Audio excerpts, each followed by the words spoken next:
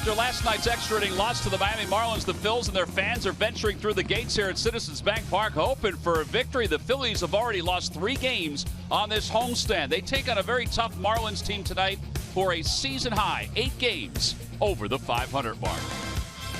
Hi, everybody. I'm Tom McCarthy, along with Ben Davis. We get set for game number 2, and Vince Velasquez is on the hill. We'll talk about him in just a little bit, but he has to quiet some of these guys that are having good years and good careers against the Phillies. Most notably, Martin Prado. There's lots of Philly killers out there, especially in the NL East, but none better than Martin Prado. He's been so good against the Phillies. Hopefully, Vince Velasquez can quiet him this evening, but he's so good in the fact that he uses the whole field. This in the 11th inning off Brett Oberholzer. You leave a mistake up in the zone, Martin Prado will hurt you. He just really enjoys not only hitting here, but just facing the Phillies in general. All right, so this year, 7 games, a .417 batting average, but look way past that. Look at his career numbers against the Phillies, and he does love hitting in this ballpark. We've talked about it. Charlie Manuel used to hate facing him, but he used to love when he was on his team with the All-Star game. All right, so we talk about Vince Velasquez. He's been really good since coming off the disabled list. He's been pitching. He hasn't been a strikeout guy. He's just been pitching, and the Phillies hope that continues here tonight. That's one thing he definitely needs to do is pitch to contact. Does he have a great fastball? Yes. Is he overpowering at times? Yes, but he needs to pitch to contact. Getting ahead of hitters is not an issue. Finishing them off sometimes is. Vince Velasquez in his last outing before the All-Star break, very good even at Coors Field. He's worked down. He was able to throw some breaking balls, but the split change that he has developed with Bob McClure has been very effective for him. Well, and one of the things that you can see by these highlights, and this is a key when you're playing in Coors Field. Now, that pitch was up a little bit,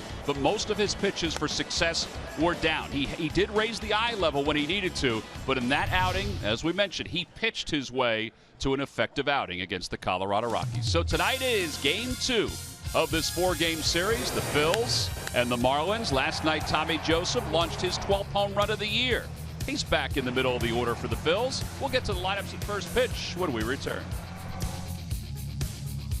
Phillies baseball is brought to you by Xfinity. Xfinity X1 will change the way you experience TV.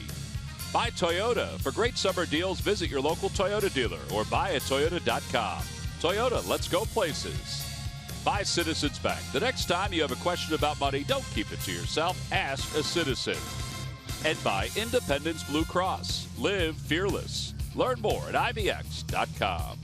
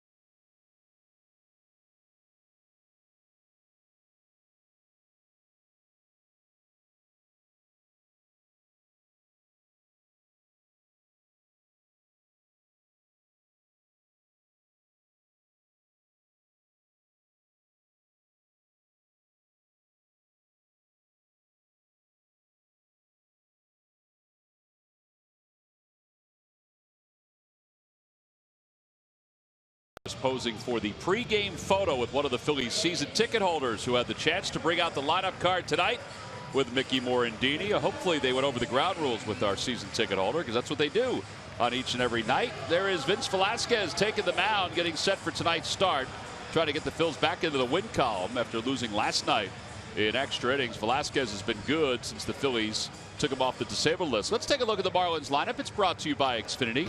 Xfinity X1 will change the way you experience TV. Pretty much the same lineup as last night, except for one spot. It's Real Muto, Prado, and Yelich, followed by Giancarlo Stanton, Marcell Ozuna, and Derek Dietrich. In the bottom third, this is where the change is. Chris Johnson plays first. Adeiny Hechavarria will play shortstop and bat eighth, and batting ninth and pitching is Urena. And they will face Vince Velasquez. Velasquez in his 16th start, 8-2 with a 3.32 ERA. Not that he was an all-star by any stretch, Ben. I mean, he's just a young pitcher. But if you put his numbers up against some of the guys who were in the all-star game, it wouldn't have been crazy for him to be out there in San Diego. No, it would not have. But I think Vince Velasquez will get his chance to join the Midsummer Classic at some point. Opposition hitting just .250 against him so far this season. Scouting report for Vince. He'll sit about 94. Change curve slider. The changeup has really been a good pitch for him, changing that grip up a little bit.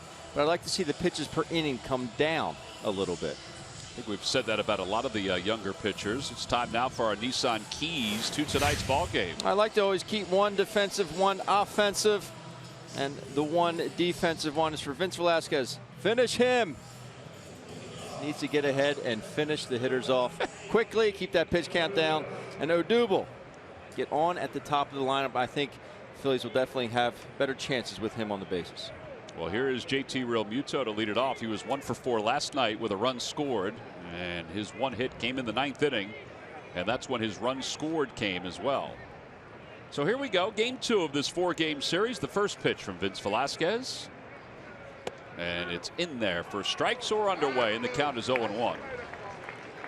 Real Muto hitting .313 with 5 homers. He is a .333 hitter as the leadoff batter for the Marlins. Fastball on the outside corner at 95. It's 0-2.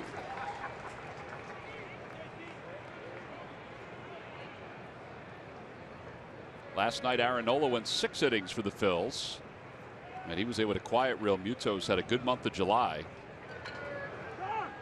He's just had a solid season.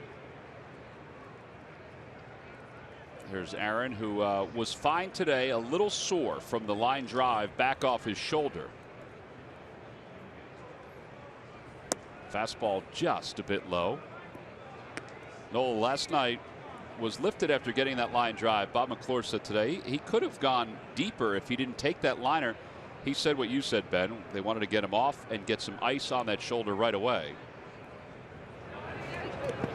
He said it hit him in a good spot, in a meaty spot of the shoulder, and it just had a little tenderness today. If there is such a thing as a good spot on your shoulder. If there's a good spot. He's just steady as she goes. I mean, he's the same guy whether he pitches well or he doesn't pitch well. I talked to him today. I said, hey man, way to throw the ball. He said, yeah, that felt good. And that's it. You know, he's just as humble as the day is long. This was the line drive off the bat of Hechavarria. Just catches him right in the front part of that shoulder.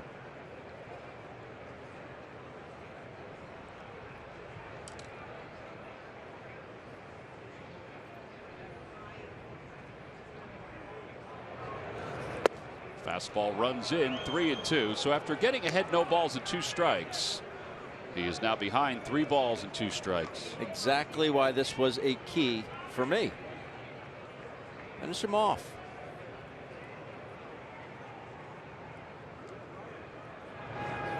And a line drive base hit for Real Muto into left field. So he's aboard to start the top of the first. It's almost like he just tries to get nastier. You know, he gets ahead, 2 good pitches, boom, you're up 0-2, and then he says, oh, now I'm going to get really nasty. I think it is definitely part of the maturation process, realizing that my stuff is just flat out good enough. Well, that'll bring Martin Prado to the plate. Prado has had an excellent month of July. He was 1 for 5 last night. His home run turned out to be the game winner.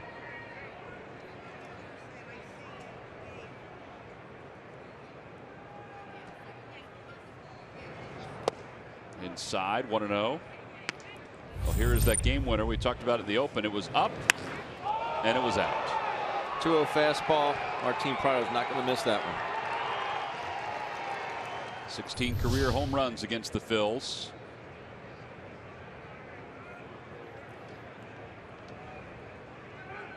And a toss over to first. Tonight's game is also available in Spanish. Just use the SAP button on your television or change the language through the menu on your cable box.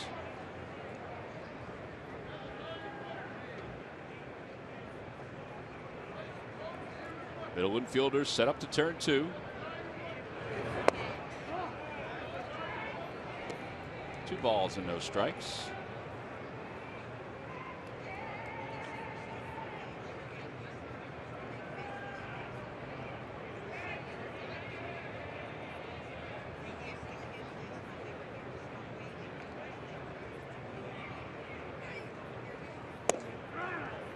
And that one runs over the inside part of the plate, so it's 2-1. Velasquez, 3 starts since coming back off the disabled list, has 20 strikeouts in 17 innings. He is 3-0 with an ERA of 2.12.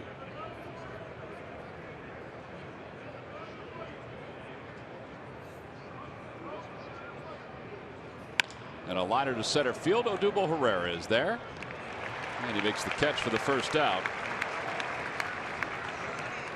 And one away, and it brings Christian Yelich to the plate.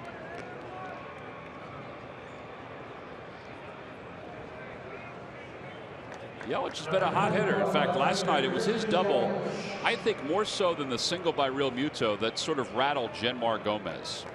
It made it a 1-run game, and it put the tying run at second base. And after that, it just seemed like Genmar was nibbling a little bit. He got ahead of Giancarlo Stanton and couldn't finish him off. He wound up walking him. I think it made him lose his aggressiveness. I would agree. I think Pete was in agreement of that too. I think that's you know, he's acknowledged, and I think we've talked about this, that when Genmar is slower on the mound, that's where he runs into trouble. When he gets it and goes, now he's not the fastest guy, but when he gets it and goes, that's when he's having the most success. Over to shortstop. They'll get at least one. Galvis goes to second. Ooh. And Cesar Hernandez, they'll say, did have it and was taking it out of his glove. So the out is recorded. They get Real Muto, and that's probably all they would have gotten anyway. Yelich does run very well, and Cesar trying to be as quick as he possibly can on this exchange. Very nice shot getting to it. Good release, good feed. Cesar not able to complete that throw to first base. Ooh, that's close. Yeah, the ball was rolling around, so they are going to review this. Don Mattingly's thinking, as he's talking to Tim Wallach, he just signaled what we were talking about.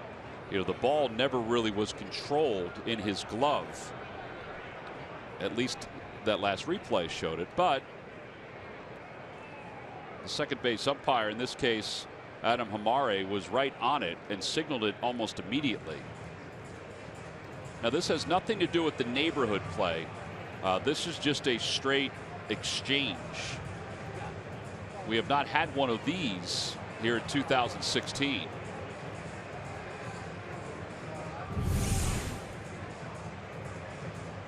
Take another look here. Ball's in the glove.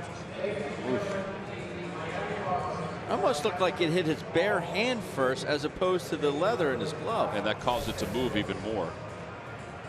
I think it's totally a judgment call from New York as to whether he was grabbing at the baseball and making an exchange or not. Now, the other part of it too is that the base runner went sliding in, and I'm not going to say he was past the bag, but I don't think the Chase Utley rule will come into effect at all. But they can look at all of that. I think this is more about the exchange and whether Cesar had it at second base. I hope this slide doesn't come into effect. No, I don't think it will. See, Real Muto is.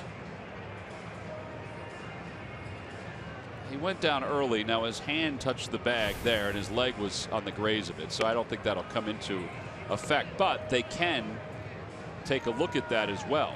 It is amazing, though, to see these middle infielders with absolutely, positively zero fear of completing the double play nowadays. I mean, there was absolutely no fear on Cesar's part there, and rightfully so, because he get called for it. It's going to go against the runner. All right, so they're going to say that it was in the exchange that he did drop the baseball. Yeah, I don't know if there was enough to overturn it anyway. So the call stands. It's not confirmed. So that means there was no evidence to overturn it. So the Marlins are without a challenge now.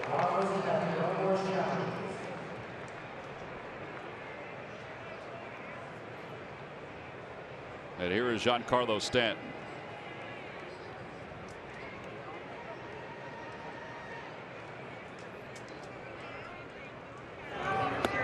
Stanton takes low. It's 1-0. Stanton first pitch swinging last night against Aaron Nola. Very clean line drive single up the middle. So what does Vince do? Starts him off with a breaking ball.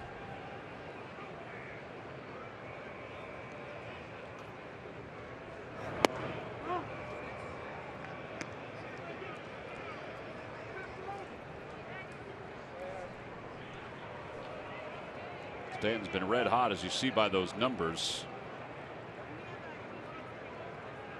His average bottomed out at 192 on the 12th of June. And since that time, you see what he's done. He has 8 home runs, 16 extra base hits, 21 runs scored during that span of time.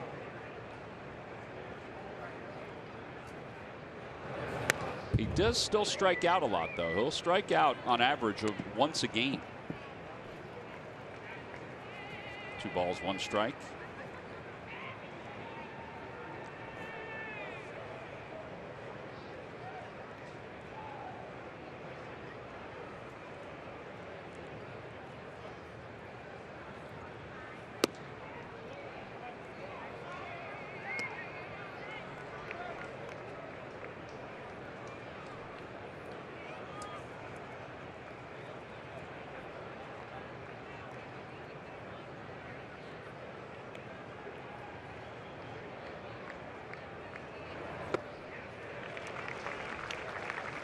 There's the split change. Yeah, rarely is it hitting 90. It's usually at 88, 89. But you saw the action of it. And that's what he's banking on, is that movement. Not the speed, the movement. Runner will be off from first. That's Yelich.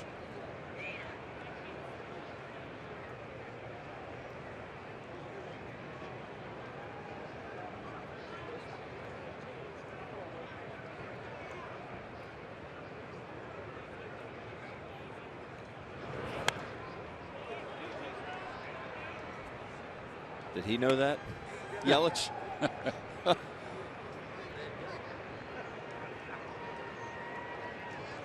Sometimes it does help to look at the scoreboard, I would think.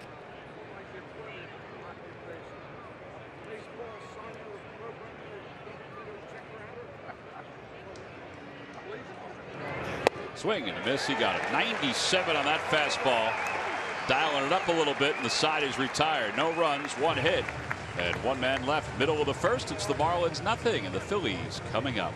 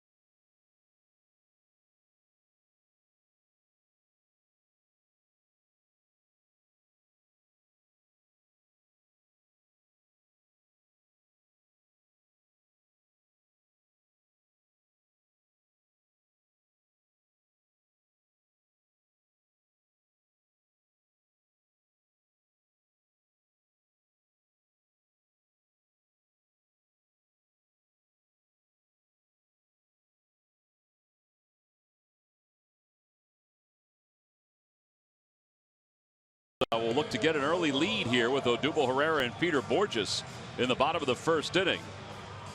Odubel did have a double in the first inning of last night's game and scored a run. Let's take a look at the Phillies lineup. It's brought to you by Xfinity. Xfinity X1 will change the way you experience TV. Herrera, Borges, and Franco, followed by Cameron Rupp batting cleanup. Tommy Joseph hitting fifth and Cody Ashe sixth. And the bottom third of Galvis, Hernandez, and Vince Velasquez. And they will face the right-hander Urena, who's back up for the minor leagues, making his 17th appearance in the big leagues. An ERA of 7.52. Ben, the Phillies have seen him as a relief pitcher before. He's still young. He's got some movement, but he is hittable. He is hittable. Very good arm, though. He'll sit about 95 miles an hour. This is the 10th overall start, but just the first of this season for him. I said he'll sit about 95. Change curve slider. Loves his changeup. Really, really loves his changeup, especially the lefties.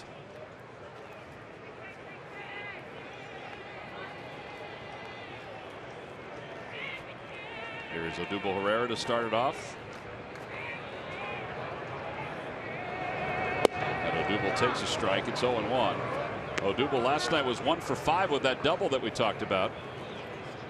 He is 9 for 27 this year against the Marlins. And he looked a little awkward on that 95-mile-an-hour fastball.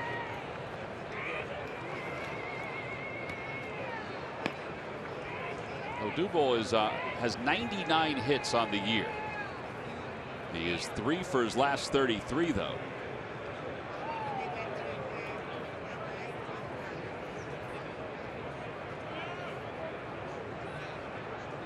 Outside, 1-2. He just looks off a tick. I know we discussed batting practice, what that can translate to a game. It really shouldn't mean anything. But he didn't look. I was hanging on the cage for his round today, for his group, I should say, watching batting practice, and he just looked off a tick. Pulls that one towards second. He couldn't get the bat off his hand. It looked like it stuck to his batting glove. And one away.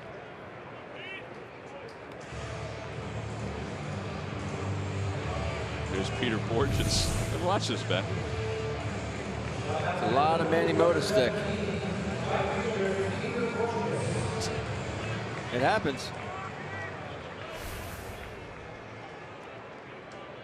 He actually hit one ball directly sideways into the cage, and it was took out really? Freddie Galvis. Freddie was joking with him.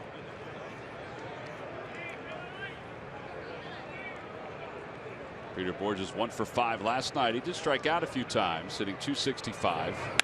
And he lines that one out toward right field. Stanton's going back on it, reaches up at the last moment and makes the catch. So 2 quick outs for Urena.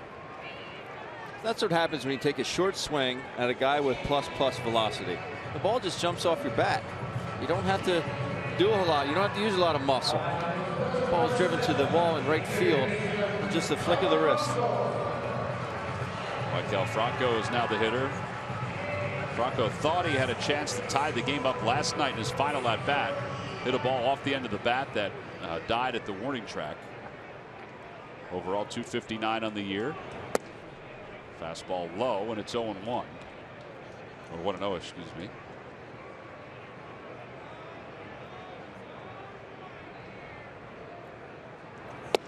Urena's big problem is really getting deep into games. We talk about number of pitches that a guy throws. He throws a lot per inning.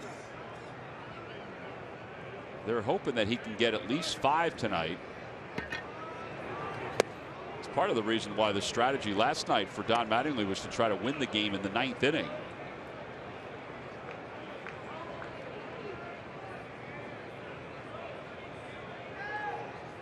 One ball, 2 strikes to Franco. And a fastball in there for a call. Strike 3. 97 miles an hour. A 1-2-3. Bottom of the first. We'll go to the second here in South Philadelphia in a scoreless game.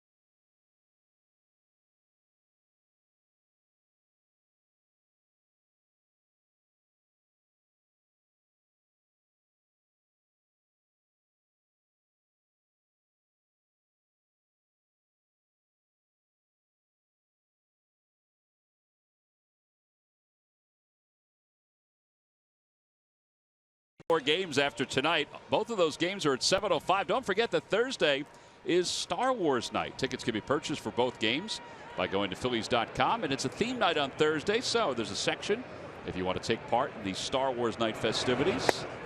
Go to Phillies.com/theme nights.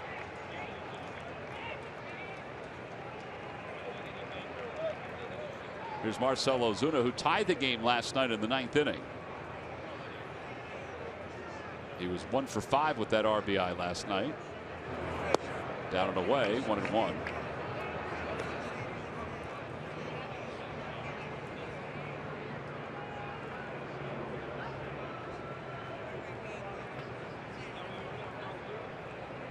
Vince has faced the Marlins one other time. It was back on the 17th of May. One other time this year. He went 5 innings, struck out 10. He allowed 3 hits. Inside, 2-1. It was one of 2 double-digit strikeout performances for him this year. Of course, he had that 16 strikeout performance earlier this season. Off-speed pitch, and it's 2-2, and that's part of what he has added to his repertoire since coming back from the DL. Holding it with 3 fingers. His index, his middle, and his ring finger. Swing and a miss. He went after him with a high heater. And 1 out here in the second. Second strikeout for Velasquez. Well, Murphy's no longer just a strikeout pitcher. At least that's been the goal for not only Bob McClure, Pete Mackanin, and Rick Kranitz, but to kind of change him into being a contact guy. Absolutely. The evolution of Vince Velasquez. That is what the coaching staff was talking today with reporters about, because they want to see Vince, grow as a pitcher. And, Ben, you talked a little bit about it in the open, but Bob McClure and Pete Mackanin were talking about it today. Pete likened it back to the day in the mid-'90s when he was with Pedro Martinez in Montreal. Now, he's not comparing Vince to Pedro Martinez, certainly not yet, but he was saying, Pedro came in with this incredibly live fastball, and he wanted to strike everybody out, and he certainly piled up the strikeouts early in his career. However, what he had to learn was that at times, you really do need to be more efficient. You need to get that pitch count down. You need to pitch to contact sometimes so that you can get deeper into games. And that is what they're trying to get Vince to learn. And that's what Bob McClure has been talking to him about, and what Pete Mackanin has been preaching. So we're starting to see that. And that is a very good sign for this young pitcher, because we all know what kind of stuff he has. Certainly he has strikeout stuff, but a ground out on the first pitch every once in a while will help you get deeper into those games. And that's what they're trying to push on Vince Velasquez. Although watching Tom Hallion punch somebody out is kind of entertaining. It is. Well, it is. And we'd like to see a lot of those as well. But, that pitch count we'll keep our eye on. All right, Murph, we appreciate that. 2 strikeouts in this inning for Velasquez. Here's number 2. And that is just extension, not to the mitt, through the mitt. Derek Dietrich just in disbelief. Why not swing at that? Well, because you couldn't hit it. Yeah, he would have popped that up. Chris Johnson did not play last night. He's starting here tonight. 1 for his last 12. Just missed inside. The thing that is so fascinating about that split change is that they tried to get him to change all these different grips just to get some velocity off that pitch. He threw it with the same arm speed. He just could not get that velocity down. So now, like we alluded to, he's working. Yes, it's down. When I say down, it's down to 88 to 90. But he's just doing it with that movement. I think it was great when he first started doing it. I asked Pete, I asked Cameron Rupp, I said, how's he gripping it? They're like, we're not really sure. So then Bob was the one who explained the 3 fingers. Inside, it's 3-0. Everybody's different with their changeup. Not everybody. A lot of people throw a circle change, which is the pinky, the ring in the middle. Some guys throw a splitter that's a changeup. They just don't grip it all the way deep. They just go along the seams, and what he does is uses that middle finger as sort of a guide. Up and in, ball 4. So he walks Chris Johnson.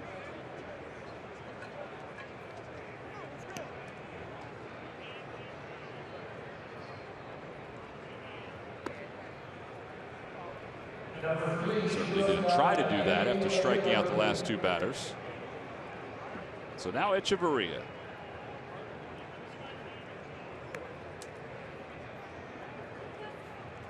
Echeverria had a hit in 4 at-bats last night.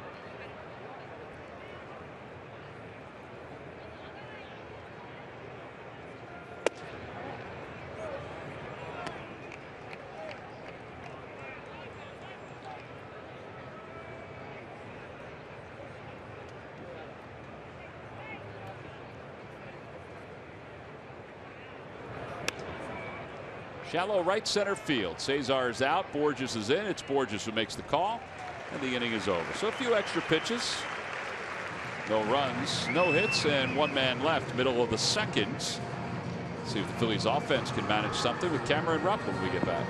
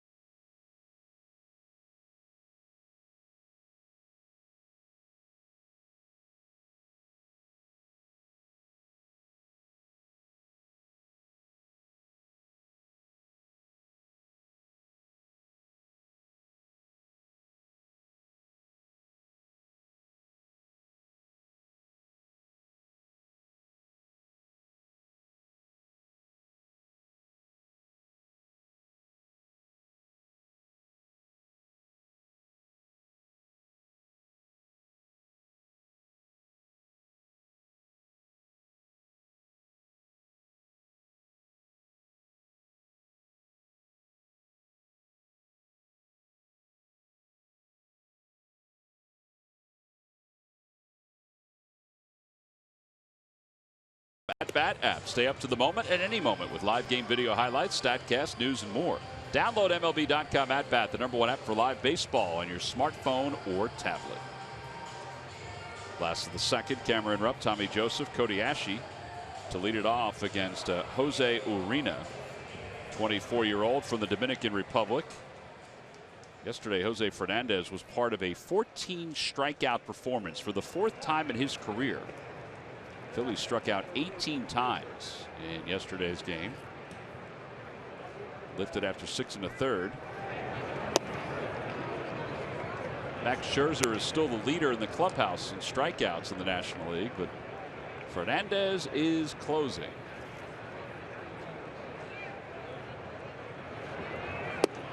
Two 2-0 to Cameron Rupp.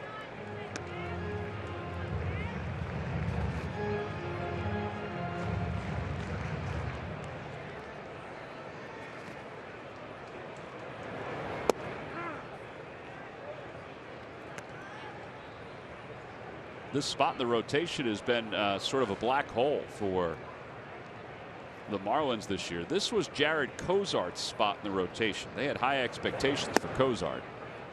He's now pitching in the minor leagues. But they tried a bunch of guys in this spot. Cozart, of course, Nicolino, Clemens recently. I mentioned yesterday that other than Jose Fernandez, the other starters for the Marlins have an ERA of 4.75. They could just find that one other guy, and how much would they like it to be Urena? I mean, you can see the stuff. Always talk about stuff. Does he have stuff? Well, you can see he does. Struck out Rupp, so he has 2 strikeouts so far in an inning the 3rd.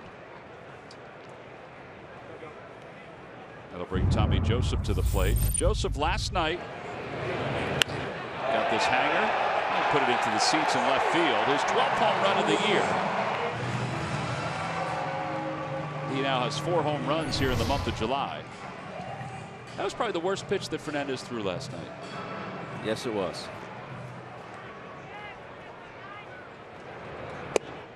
Tommy takes at the knees. He gave him a fist pump today. I said, Jose Fernandez, no big deal. grinned and went out to first base to take his ground balls. Said, can we take a picture together since we look alike? 1 ball, 1 strike.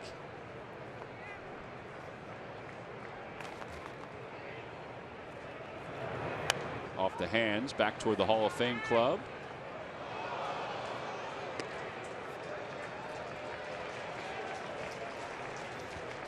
Twelve or more home runs in his first 48 games. Tommy Joseph ties Pete Incaviglia and Lefty O'Doul. Raul Ibanez at 17 when he first became a Phil. Maybe in 30 years we'll be going to Tommy Joseph's restaurant in San Francisco. What a buffet they have. Lefty O'Doul's is a restaurant that Harry used to go to all the time. Tim McCarver, Wheels, Ben Davis. We used to make that a stop. It was right across from our hotel. Now it's a block and a half away from our hotel. It's way too far now. Yeah. 2 balls and 2 strikes to Tommy Joseph.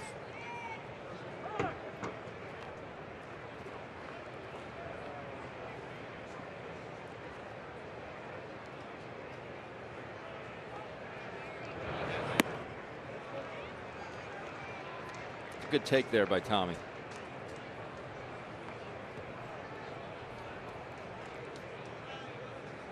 Had slow feet at that offering. Ball 4. First base runner for the Phillies.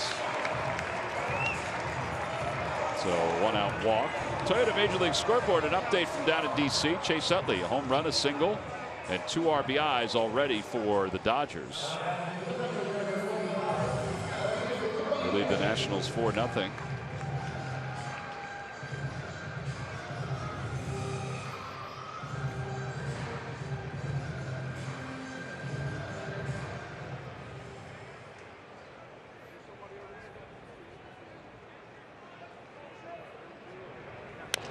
Chopper back towards second base. That might be 2. Tough flip for Echeverria, so Ashley's able to beat it. Fielder's choice. 4-6 on the putout at second.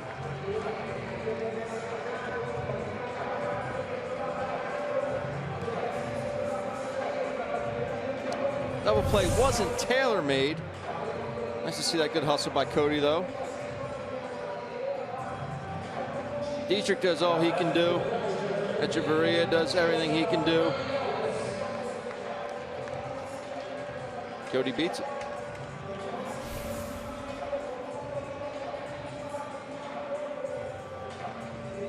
Well, that'll bring Freddie Galvis to the plate. Galvis 0 for 2 last night. 1 for 10 on this homestand, making his 90th start of the season at shortstop.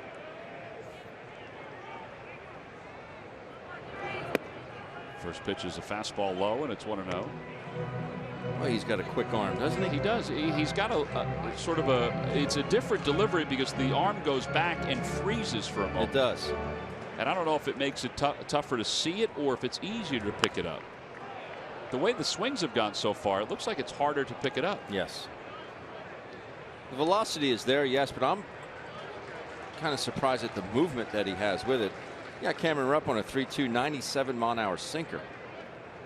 Really dropped off the table. Well, down to the minor leagues this year, in 10 starts, he was 1-3 with a 3.99 ERA. That's what we're saying. He's not staying around long enough to win games. Just running a lot of deep counts. But he is 10 games over 500 in his minor league career at 51 and 41. That ball's ripped sharply into right. Ashe will continue on to third. Freddie Galvis with a base hit. That puts runners on first and third with 2 men down. Well, was that a nice short swing?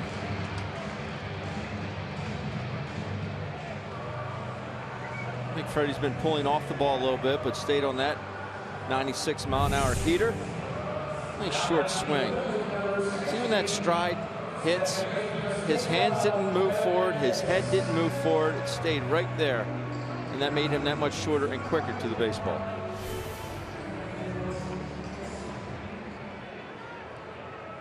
Cesar trying to break an 0 for 16 stretch.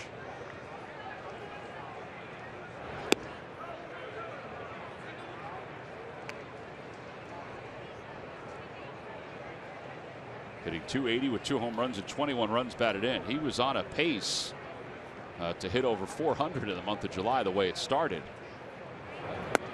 Takes low, 2-0.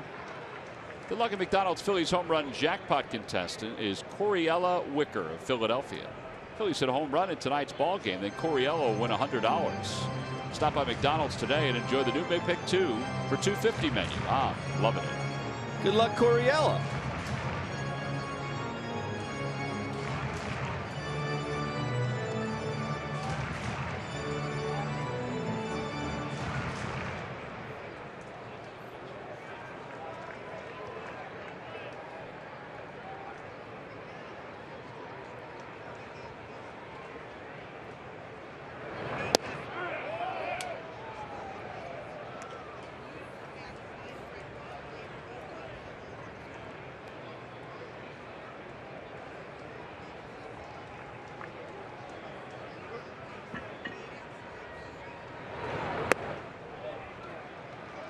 Three balls and 1 strike to Cesar.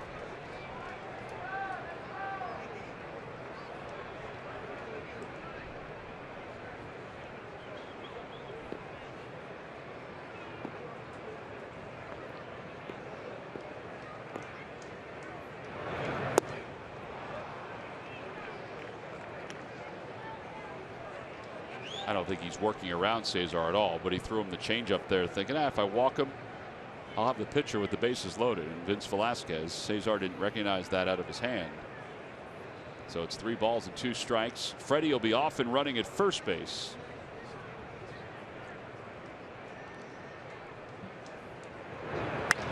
Down the left field line, and that'll slice out of play.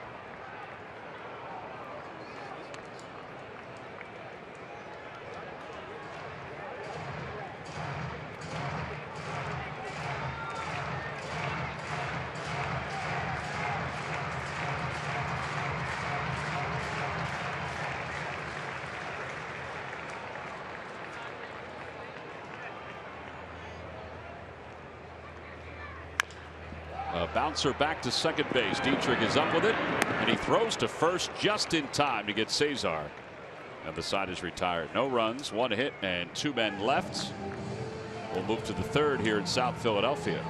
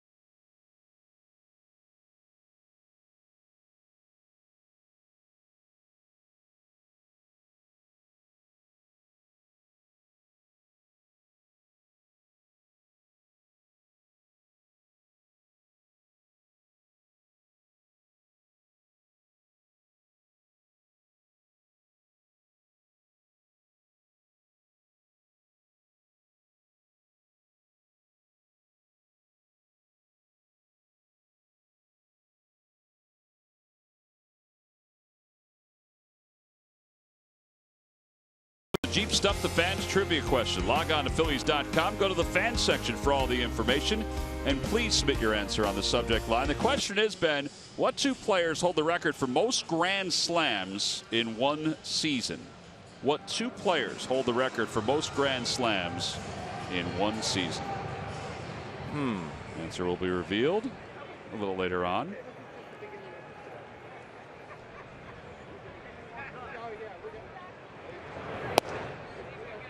we start the top of the third.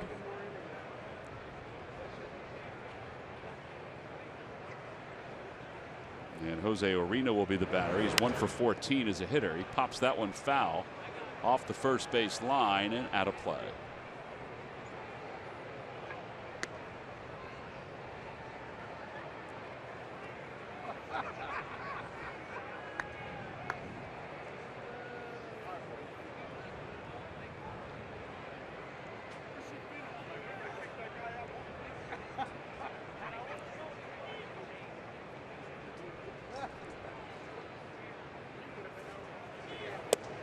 In there, and it's 1-2. It'll be Urena, then the top of the order, JT Realmuto and Martin Prado. Urena was 7 for 57 in the minor leagues, and he's down looking on strikes. Tom Hallion's probably thinking, you're going to show butt with 2 strikes? I would have punched you out. So 1 out. Time now for our Lowe's home field advantage, and Vince Velasquez's numbers here at home are excellent. In fact, he has the 4th lowest ERA at home in baseball, all of Major League Baseball. He's 4-1 in 7 starts here. That ERA is coming into tonight's game. 35 innings. He has a 4.74 ERA on the road. So a big difference. Some elite company there. Here's Realmuto, who singled his first time up. Takes outside. In fact, part of that company, Clayton Kershaw, if Dodgers announced, will not be ready to make his next start because of the back issues. They're still winning games even without him. Fastball, 1-1. See that release there? I mean, for me, it's noticeable. There's just no extra effort in that. And that came out of his hand free and easy. Location was great.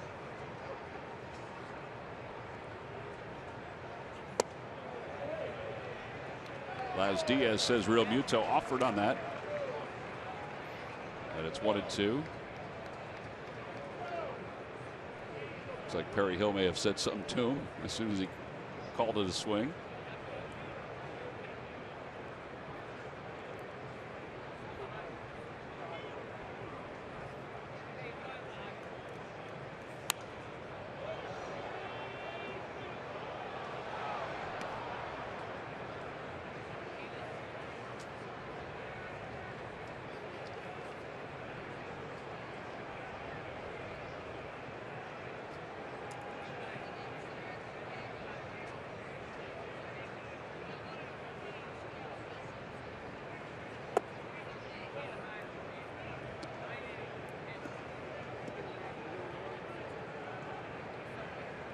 Talked about those numbers last night of Realmuto and Ichiro as the leadoff batters for the Marlins. Well, you could throw Derek Dietrich in there as well. He's also batted leadoff a number of times for Miami. The 3 of them have combined to hit .341 as the leadoff hitters.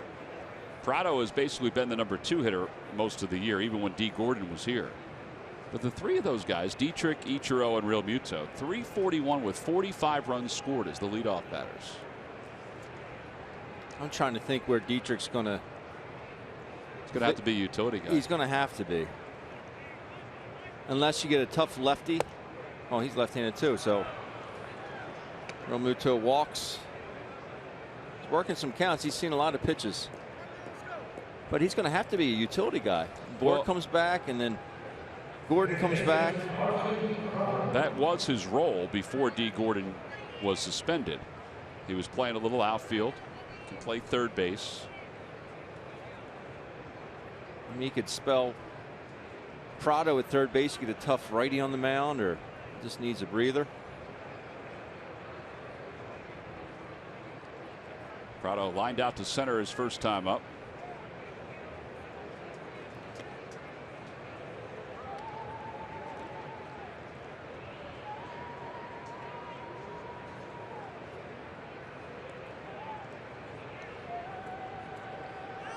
Realmuto has stolen 9 bags.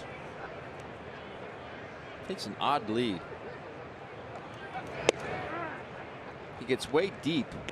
Most base runners will step up in front of the bag to give the deception. It's a visual deception to the pitcher to make him think he's actually closer to the bag than he actually is. I remember when I was in Little League and Babe Ruth, they taught us more Babe Ruth, that if you went away to the top of the bag, that same deception was part of it. That it looked like you were closer to the bag. It is kind of interesting, though.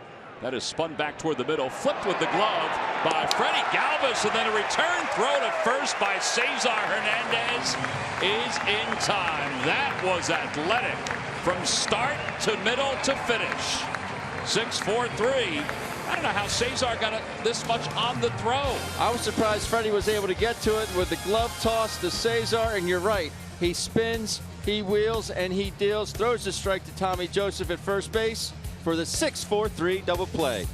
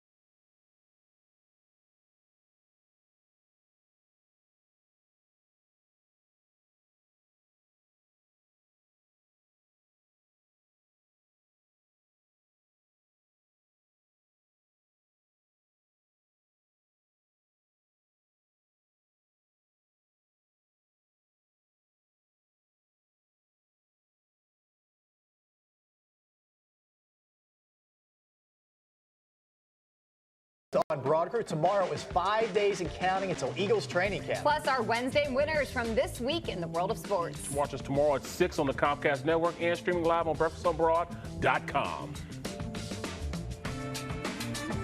Well, we'll look forward to that tomorrow. There's a lot going on as we move through the summer months. Vince Velasquez will lead it off. Velasquez takes a strike. It's 0-1.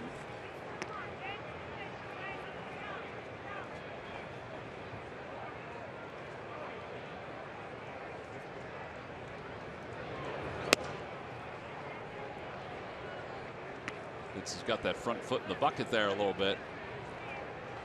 1 ball and 1 strike.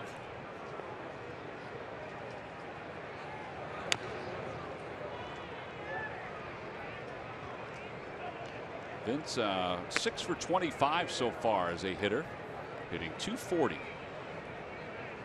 When he gets it, he's got a good swing.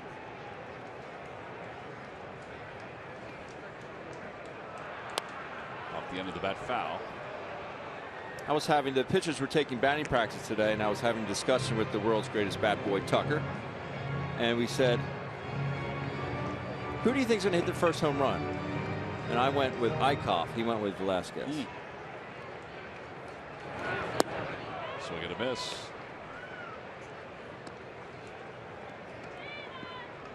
One away. That's strikeout number 3 for Arena. All right, here's that double play that ended the last inning.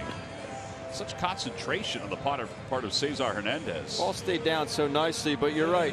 He actually threw that ball with his back towards Tommy Joseph. Watch, he gets it right here. The slide probably would have been called, but he throws that. I don't know how he got that much not being able to swivel his upper body.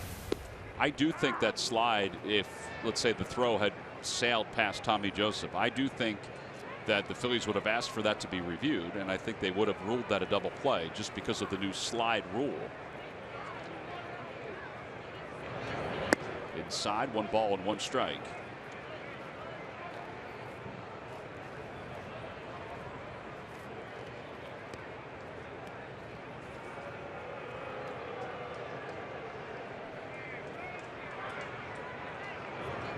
Outside, 2-1.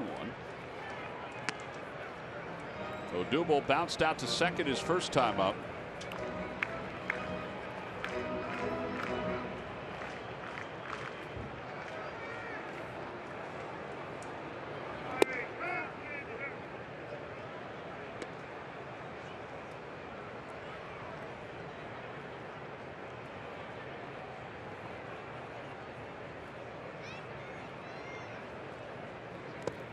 And it's in the dirt, 3-2.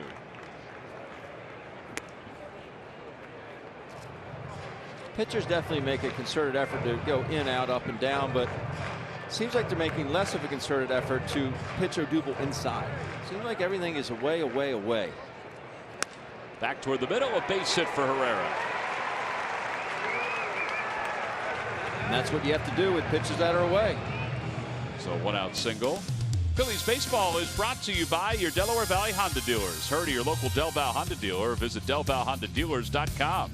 By Jefferson, call 800-JEFF now or visit jefferson.edu. And by Chevrolet, visit your local dealer at ChevyDealer.com. A 1-out single.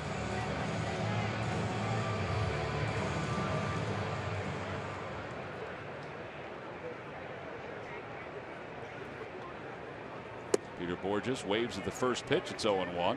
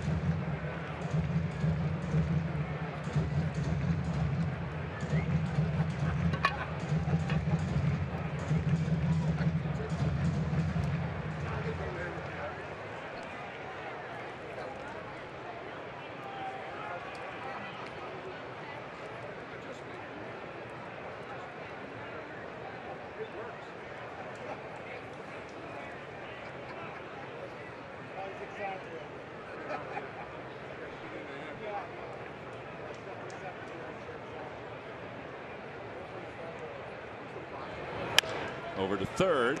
Prado's got it. A high throw to second, handled by Dietrich. No way they'll turn the double play. So they get the force out. Well, 3 innings does not make an outing, but for Urena, and I don't want to speak for the Marlins, I'm sure that they were wondering what they would get here tonight. He's been able to sustain some good velocity and good command through the first 2 2/3. I think better than people anticipated coming in. And I'm impressed again with that movement. He's definitely down in the zone.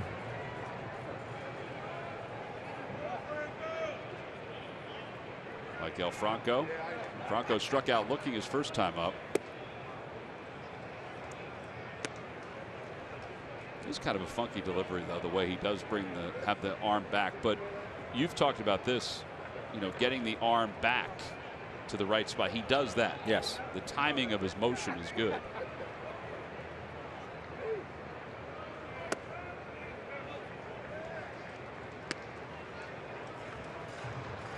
I actually think right there he was too quick.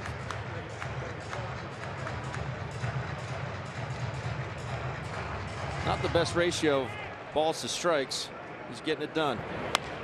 Over to third again. Prado behind the bag. This time he'll go the length of the field and throw out Franco. And that'll do it for the Phillies here in the bottom of the third. No runs, 1 hit, and 1 man left. We've played 3. Quiet game offensively for both teams.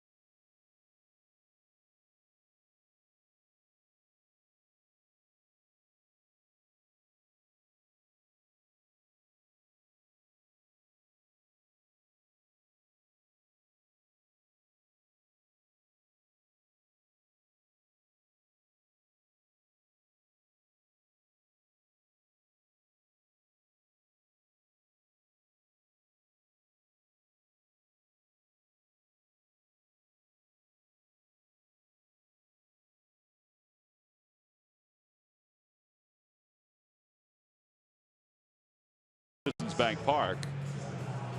Time now for our Geico quote of the day, and it comes from Christian Yelich, who will lead things off in the Marlins comeback last night. We always talk about playing until the last out, and it's never over until it's over. All those cliches, and it's really true. They kind of had us down the whole game, and we kept fighting until the end. That's a big win for us. It was a big win for the Marlins because it pulls them within 5.5 of first place, but also gives them the lead for the second wild card. And even though the Phillies are a rebuilding team, it was a tough loss for the Phillies to swallow because it was a good ball game, and they had it the entire time. Still tough, though. That is a heartbreaker. A heartbreaker. Phillies 13.5 back. You see where the Marlins are. Marlins have never won a division, as strange as that sounds, in their brief history. But they've won 2 world championships. They've been to the postseason as the wild card representative. They would love to put a banner up.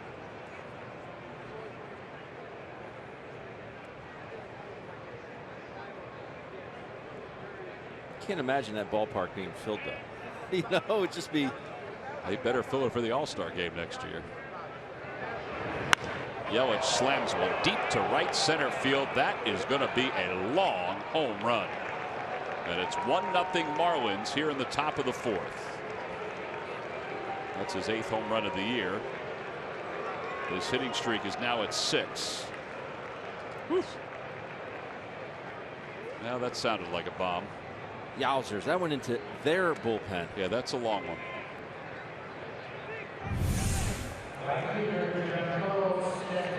Nitro zone for a lefty, down and in.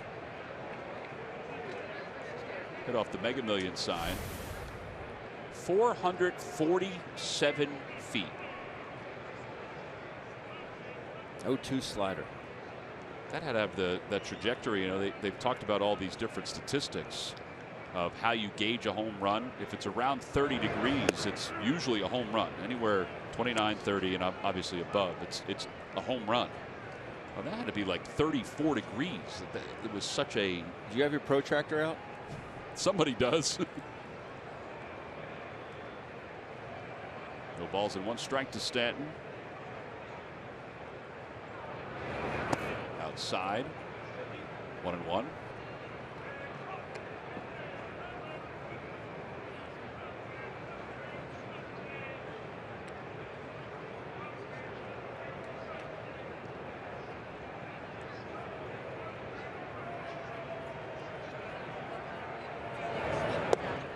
Inside, 2-1. By the way, that's only the 79th home run for the Marlins. They're 14th in the league in home runs, even with somebody like this in their lineup. He has 20 of the home runs. Ozuna has 17. Broke his bat. The bat hits the net over the on-deck circle. 4-3 on the putout, second to first. So glad that hit the net. Last year it would not have hit the net. Man, look how sharp the end of that bat is. Wow.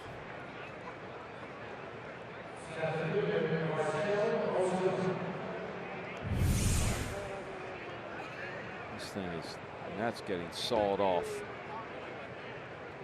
The reaction of the guys in the dugout underneath.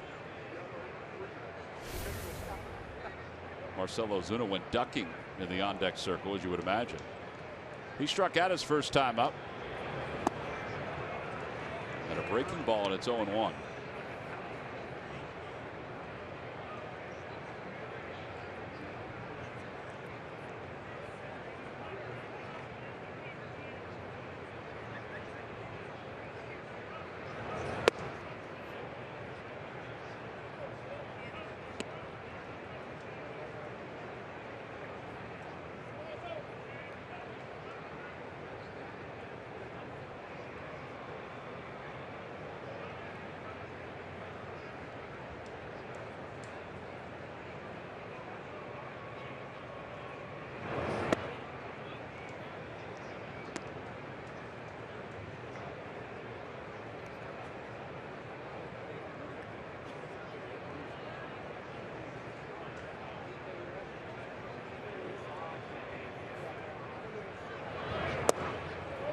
low, and it's 3-1. I remember Yelich hitting one down in Miami. I was not on the trip, but I remember watching the game. Went in the second deck in right center. Correct. In Miami. That was a good one, too. At ball 4. So Ozuna draws a walk. Yeah, that is the third walk issue tonight. Well, earlier today on the field, Cameron Rupp was trying to do his best Harlem Globetrotters impersonation. Cody Ashley, I think it got a little too high. Cheese Chisholm was trying to give some lessons. That's how you do it. Cheese threw out the first pitch for tonight's ball game. The former Ball State star is now a Harlem Globetrotter star. And he's standing by with Greg Murphy. Murph? He is indeed. We were just talking about how cool it is to be a Harlem Globetrotter. I mean, obviously, you played basketball your entire life. And I said to put on this uniform, it's got to be such a thrill. You're in your 6th season now. Yes. Like you said, man, to me, it's a badge of honor. Globetrotter's been around for 90 years. Since 1926. Guys like Wilt Chamberlain, Marcus Haynes, Curly Neal, Meadowlark Lemon. Those guys paved the way for me to be here today. And all the things they've been through, sacrifices they made, for me to live the life I live and to continue to spread the joy I do around the world is a blessing. I'm honored. Absolutely. And you get a chance to come back to your second hometown. You grew up in New York, but in high school you came down to the South Jersey area. You went to Cherokee High School, yes. Played basketball for the Chiefs. And so it's nice to get back. Your mom's still in town. You get a chance to come out and watch a game as well. Yes, definitely. It's always good to see family, friends. And because I travel the world so much. I play over 300 games a year. Europe, China. So just to come home and see familiar faces is always a cool thing to do, and see your loved ones. Everybody around the world loves the Harlem Globetrotters. We know that. I've known that since I was a kid. I loved them as a kid. Talk a little bit. You got a chance to meet some of the guys today, and we saw some video of some of the guys trying to spin the basketball in there. I just got a chance to do that here in the suite. I was much better than I thought that Cody Ashley would. What'd you think? Yeah, I think Cody did a good job. He was teaching me. Well, I was teaching him how to spin. He was teaching me how to hit. I was in batting practice with the guys also. So I mean, I love the professionalism of these guys, and watching them just even in practice, just how they carry themselves as pros and how I carry myself as a pro. So I know their job is tremendously hard, just as much as mine. So I just respect their craft. Well, you're here in Philadelphia for a reason, because your guys are going to play in Wildwood. Tell us the dates and how people can get tickets. Yeah, July 27th and the 30th, we're playing at Wildwood Convention Center. Come check us out, HarlemGlobetrotters.com. We'll also have basketball clinics in the morning around 10 a.m. So you could go to a basketball clinic or even attend a game. And it's at the Wildwood Convention Center. That's why I'm here. And also just good to be down back in South Jersey, Philadelphia area. Well, it's good to have you, Cheese. Always here at Citizens Bank Park. We appreciate it. Good luck down in Wildwood. We're headed to the break. It's 1-0. The Marlins on top.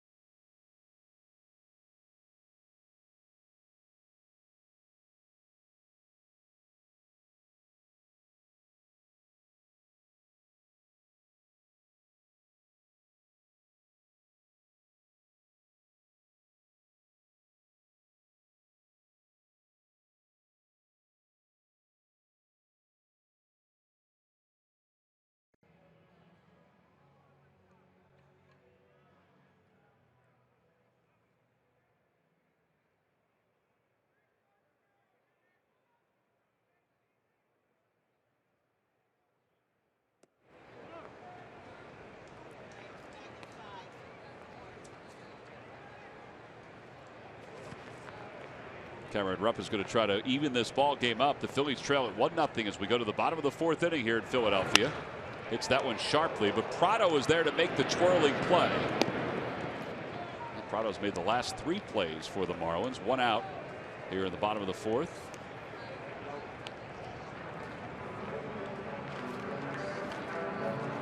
And That will bring Tommy Joseph to the plate. Ben, you want to see anything different for the Phillies offensively? They only have 2 hits so far with 1 out here in the 4th. It's always hard to catch up to an elevated fastball, but I'd like to see him bring that fastball up a little bit. He's got 6 ground ball outs thus far. That means the Phillies are getting out over top and smothering the baseball. Tommy Joseph walked his first time.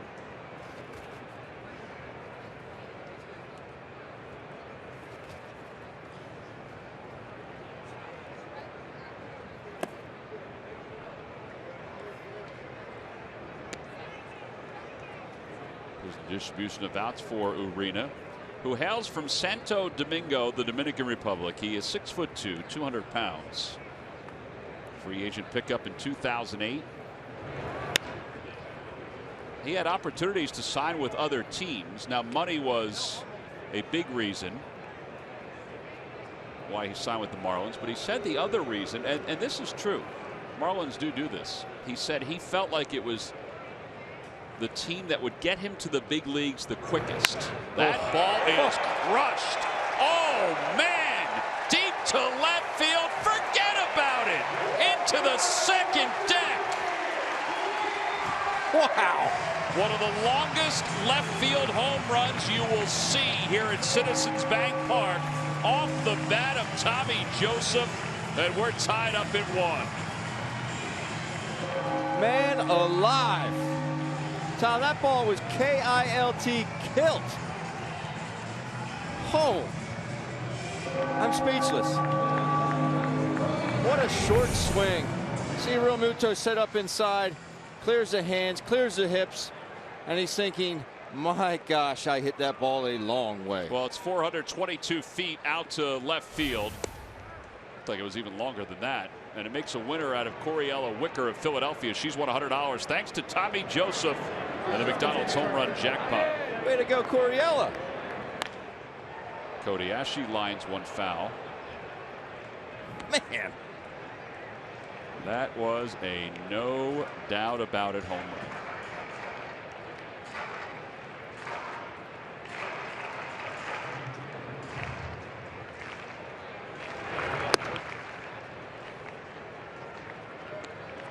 Maybe that rattles Urena a little bit here. He's got to be thinking about how far it went.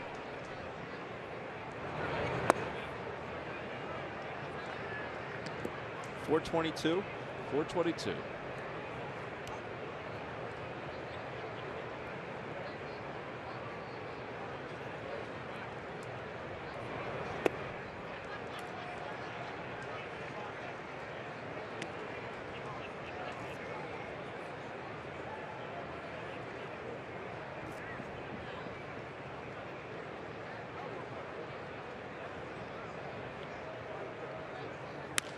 Ground ball to second. Dietrich to his left, stumbling a bit.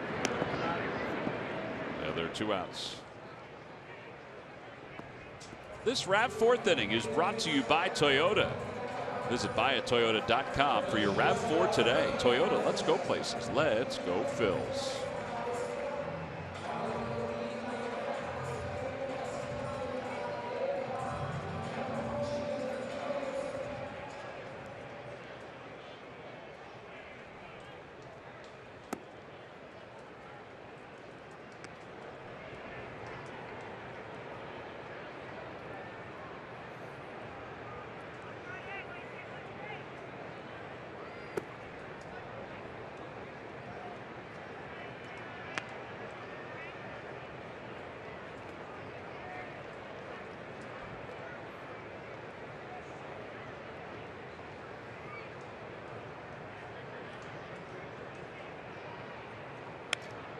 The one in Minnesota that Tommy hit went refresh my memory, 426? 427, I believe. 427. No. We don't often see balls going to the second deck. No. Again for Dietrich, who comes in charging. And he takes care of Freddie Galvis. That'll wrap up the Phils' 4th inning. But the remnants of Tommy Joseph's long home run. Watch the reactions even of the fans, whether it be the fans over the third base dugout or the fans behind home plate. Look at their faces. 422 feet. The Phillies have tied this ball game up at 1 as we go to the 5th.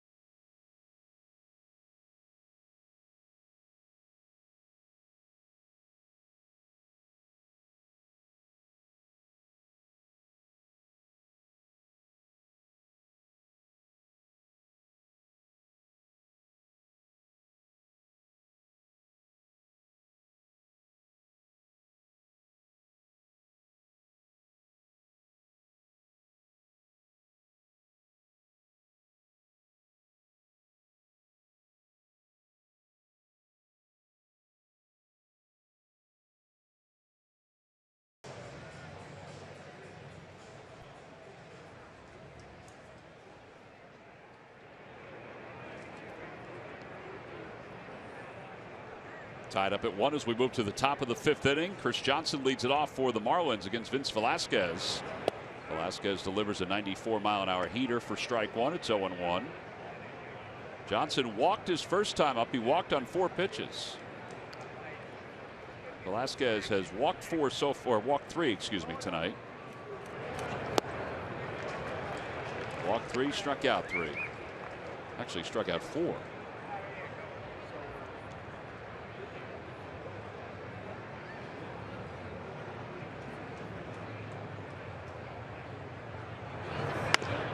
Over to shortstop, Freddie Galvis charges.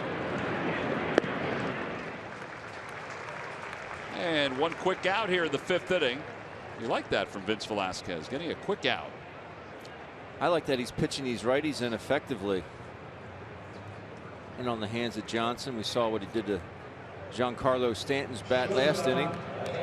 Well, he's allowed 5 earned runs now in 21 1/3 innings since coming back off the disabled list. And that's to the tune of an ERA of just over 2. He has 7 ground ball outs so far. And Echeverria will stand in. He fly to right his first time up.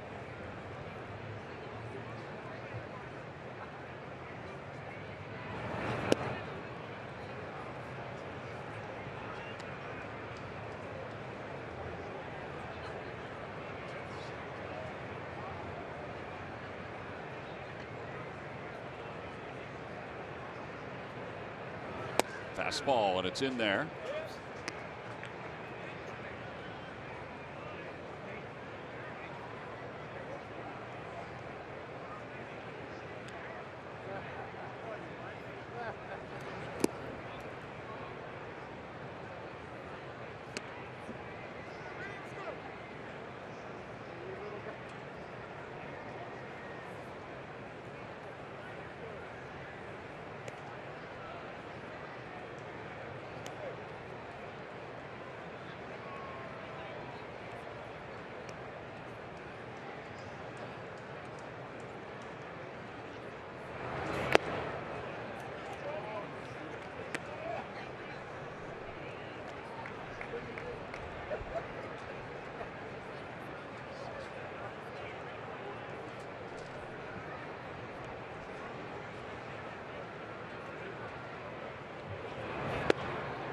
Interesting how his walks tonight, and that's 4, have all come with basically those same pitches where it's inside off the plate just a bit. And they happen so quickly. Well, the Phillies will hit the road for a 3-city tour and then come back for one series against the Giants before going back out on the road. The 2nd, 3rd, and 4th of August. San Francisco Giants will be in town for the only time 2 night games and a day game. Citizens Bank pride of the Phillies print that final day. There it is right there. It features Carlos Ruiz and Ryan Howard. That is a beauty. Arena's up. He struck out his first time. He bunts toward first. Tommy Joseph has it. And they get Arena, who runs well. Sacrifice is successful.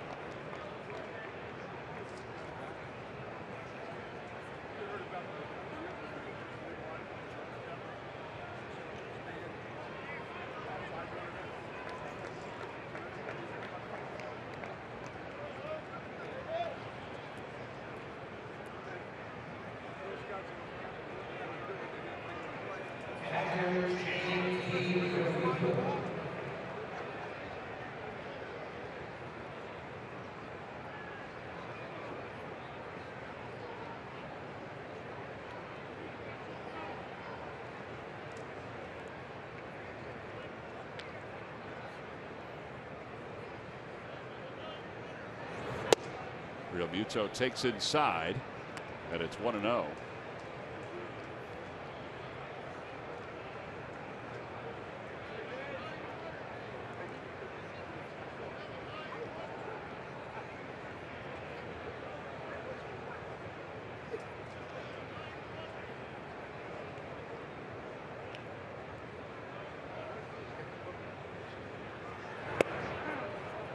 One ball and one strike.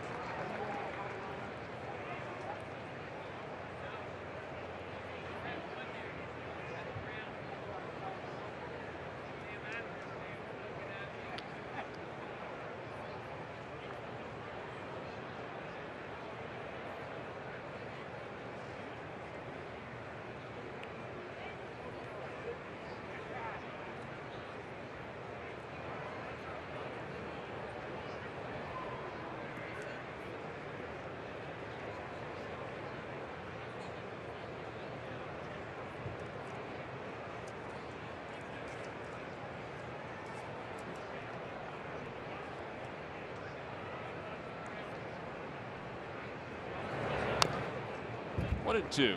All right, let's see if he can put him away. This is one of your keys tonight, is to put him away. That's it. He's ahead 1 ball and 2 strikes. He's walked 4 tonight, which ties his career high. 62% of the time he's throwing a fastball here tonight.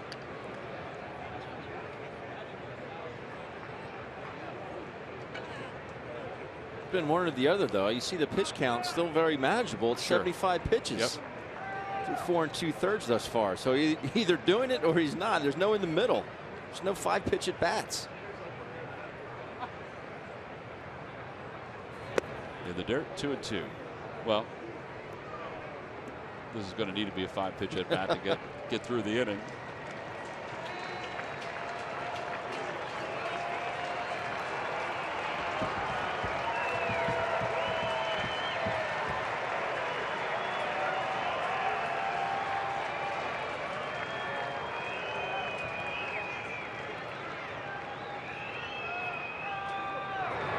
Swing and a miss. He got him.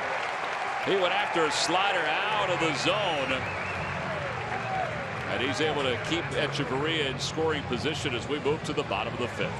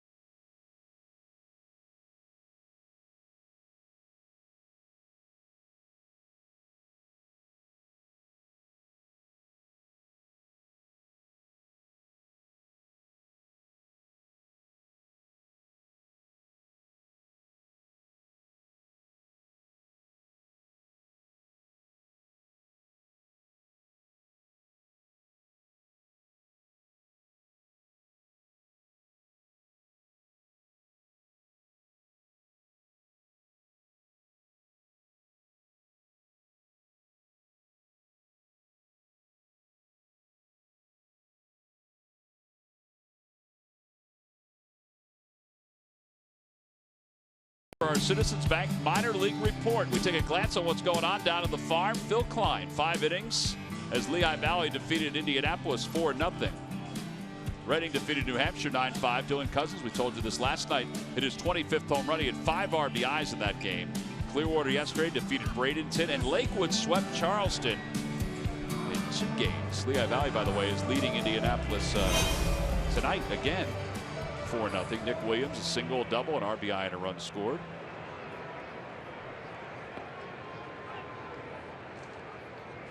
We go to the bottom of the 5th inning. Cesar Hernandez leads it off, shows bunt.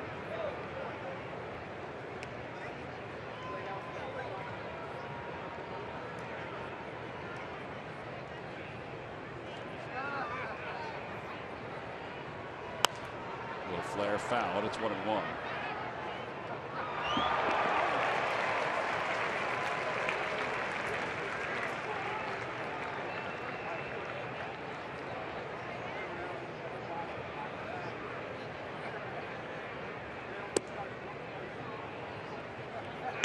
Balls and 1 strike.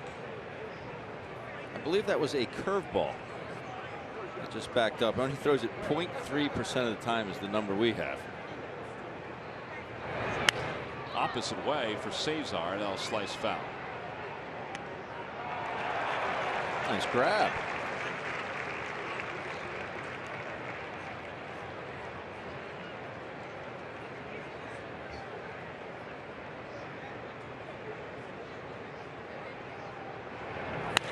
Ground ball to second, and Dietrich is up for it. Dietrich's been busy. And 1 away. AA paper is a major league upgrade you can make for your everyday business printing.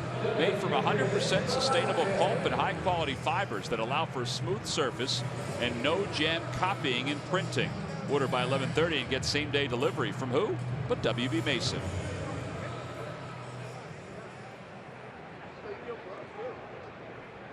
Velasquez hits the first pitch over to third, and Prado will throw him out.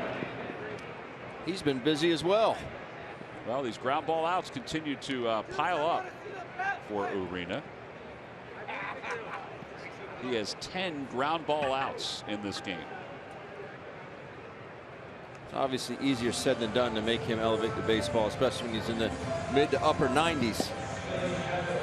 You basically have to tell yourself if it starts at a certain level, it's going to end up being a ball.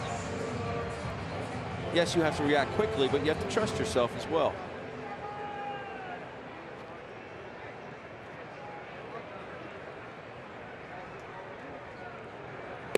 Breaking ball, and it's 0-1 to Odubel. Odubel singled his last time up.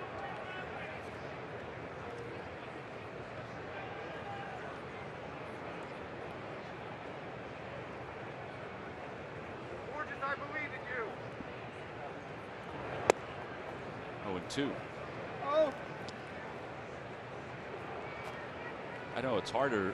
It's easier said than done again. But wouldn't you just let that pitch go by if you're Odubel? You would think, especially if you're going to knowingly take a swing like that at it.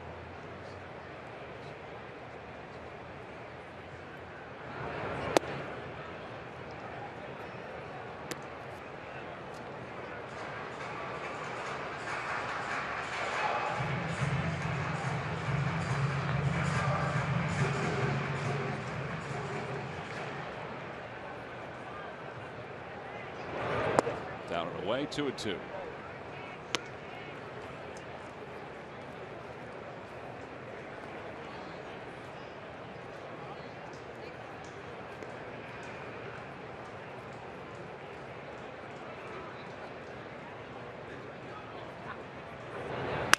Broke his bat.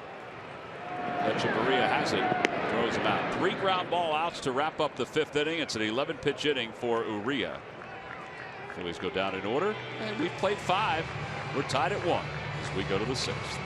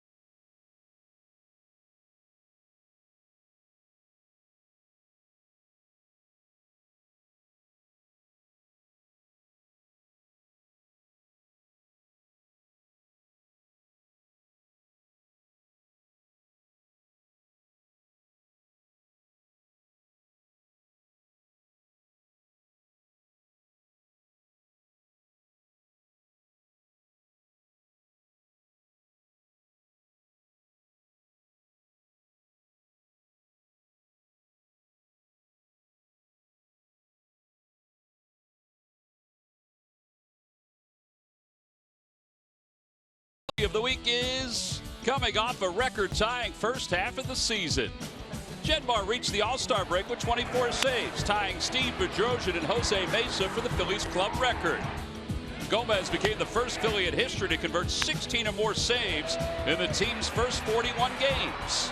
He finished the first half with a 2.59 ERA and converted 24 of 26 save opportunities.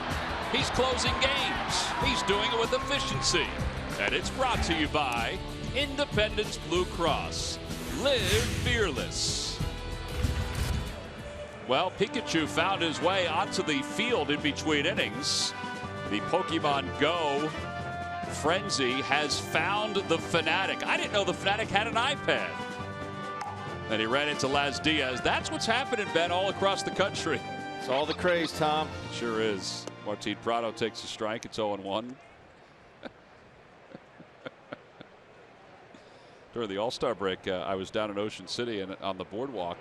There were folks that were walking along the boardwalk, bumping into people playing the Pokemon Go. I have to admit, it's kind of passed me by. I'm not sure about you, Ben. I will not subscribe.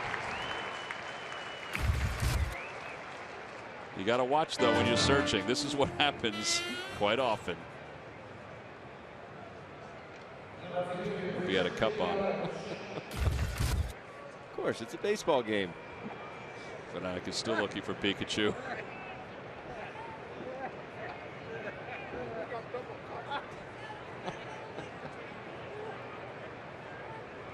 They can go on for hours.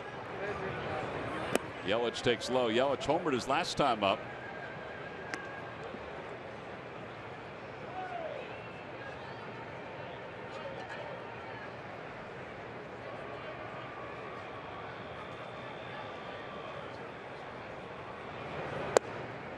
Just a bit outside, 2-0. Yelich's home run his last time up was the second farthest that he's hit this year. The farthest was the one he hit against the Phillies down in Miami.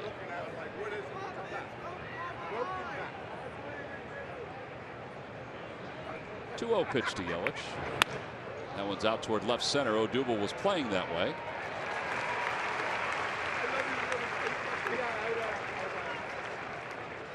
Sunday, August 14th, will wrap up Toyota Wall of Fame weekend. The Wall of Fame Fathead is free to all fans. Compliments of Toyota. It's all part of that Rockies series. Make plans now and order your tickets by going to Phillies.com.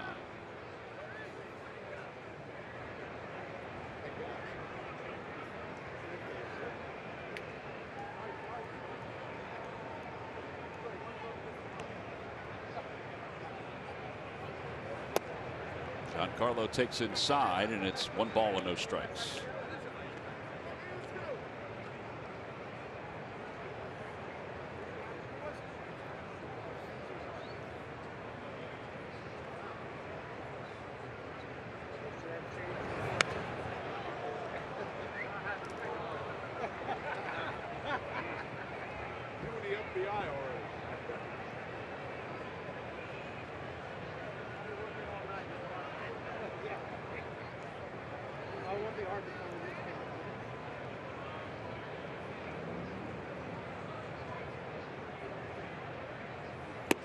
Just a bit outside. 96, good velocity. I don't think there's any question about Velasquez's velocity since that one outing where he left, and in fact the second outing when he came back, where the concern was. I don't mind that rather long break for him. 3 balls and 1 strike.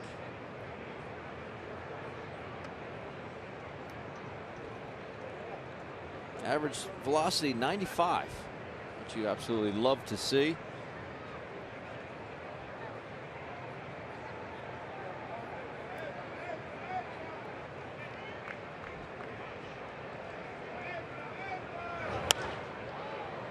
Three balls and 2 strikes.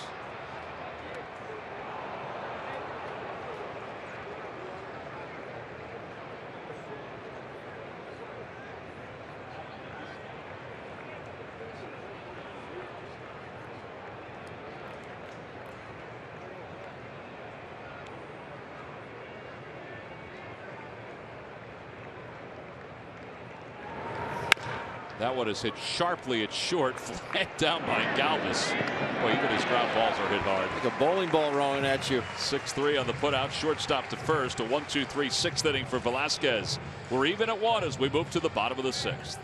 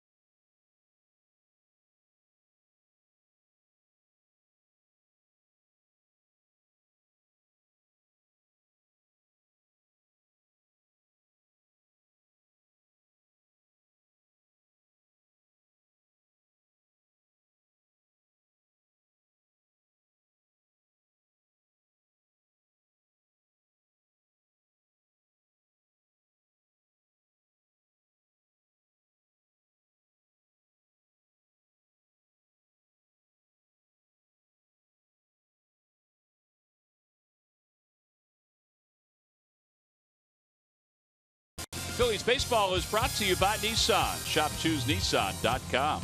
By Xfinity. Xfinity X1 will change the way you experience TV. And by W.B. Mason. You can't go wrong when you buy right.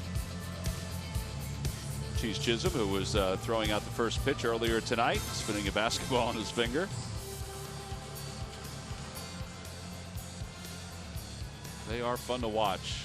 I saw them so many times when I was a kid. Geese Osby, Curly Neal, Meadowlark Lemon, Marcus Haynes. Here's Peter Borges to lead it off, and Borges takes a 97-mile-an-hour fastball outside, and it's 1-0.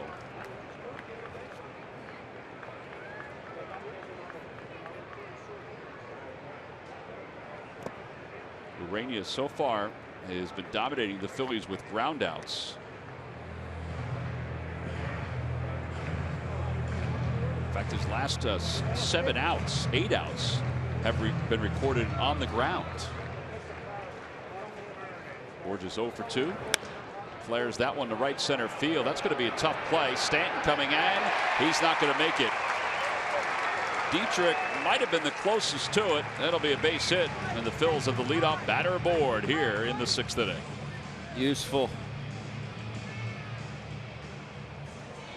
Well, earlier today, Andrew Bailey, who is a native of South Jersey in the Philadelphia area, went to St. Christopher's Children's Hospital to meet some of the youngsters who are in the hospital right now. Put a little pin the tail on the baseball player. The Fanatic was there as well.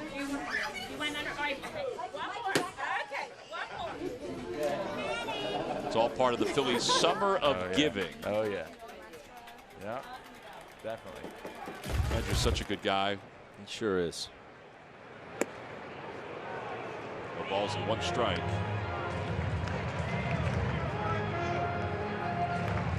Saw Jeremy Hellickson do that earlier this year. He went to Children's Hospital, did the same kind of thing. Andrew did not have to dress up the way Jeremy did. No, he didn't. Jeremy will be on the mound tomorrow for the Phils.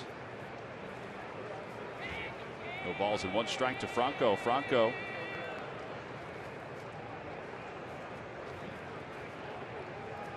is 0 for 2. And he hits that one sharply past Juan Samuel. And it's 0-2.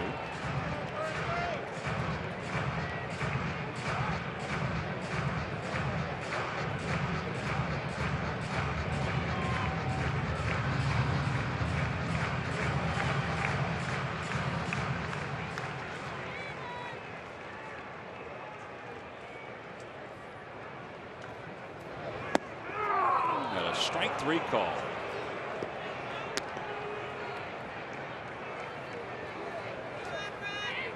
Tom Hallion has the most animated strike 3 call in all of baseball. Extra aggressive on that one. There was a game last night. I think it was Seattle. It's a good pitch. It is. Mike Hill knows it. No, it wasn't Seattle. It might have been Oakland. Houston was in Oakland. And the umpire, it was a strike 2 call, but he thought it was strike 3, and he went into his final strike call. And Luis Valbuena, the Astros, he didn't take too kindly to it. These guys are all professionals and very good at their craft. I'm actually surprised it doesn't happen more. Where you get caught up into it? Yeah, you got to get caught up into it, and you're expecting a certain pitch, or you just lose count, right? You can always look up at that scoreboard, but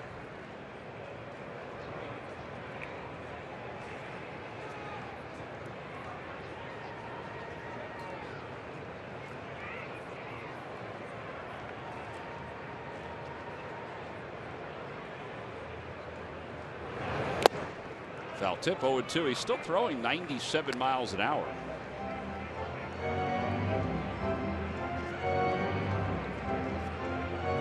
His average fastball has been 96. Average changeup at 91.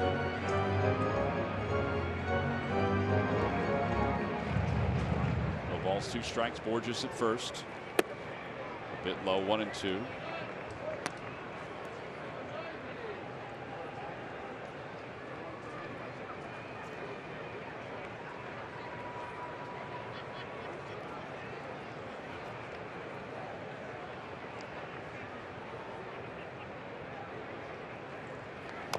Check swing, foul ball.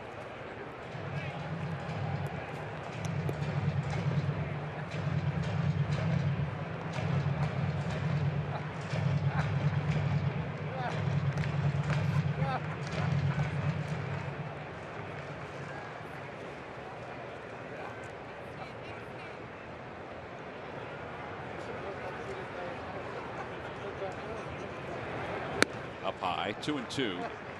Tommy Joseph waits on deck. He's accounted for the only run for the Phils, his home run in the 4th.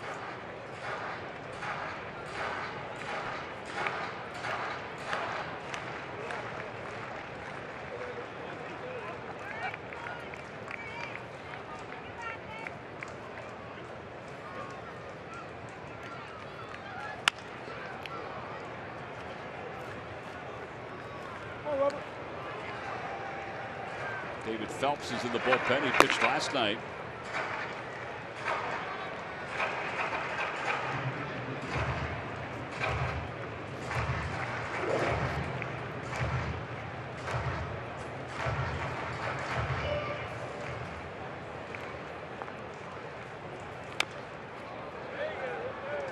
making a concerted effort to get pitches in and below the belt on Cameron Rupp.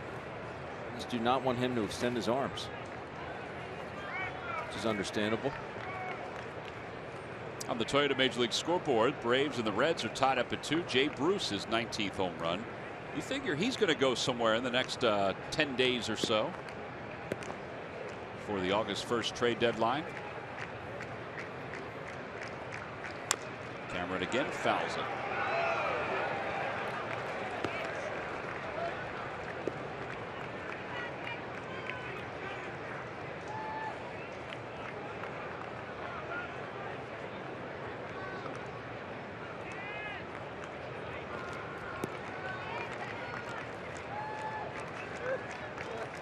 Check swing, 3-2.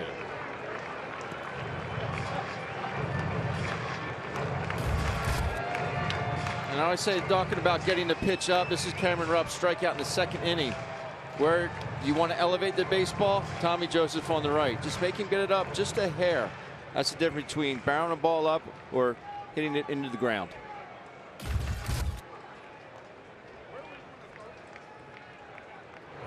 Swing and a miss. Borges is going. The throw is wide off the glove of Dietrich into left center field. And Borges will go to third.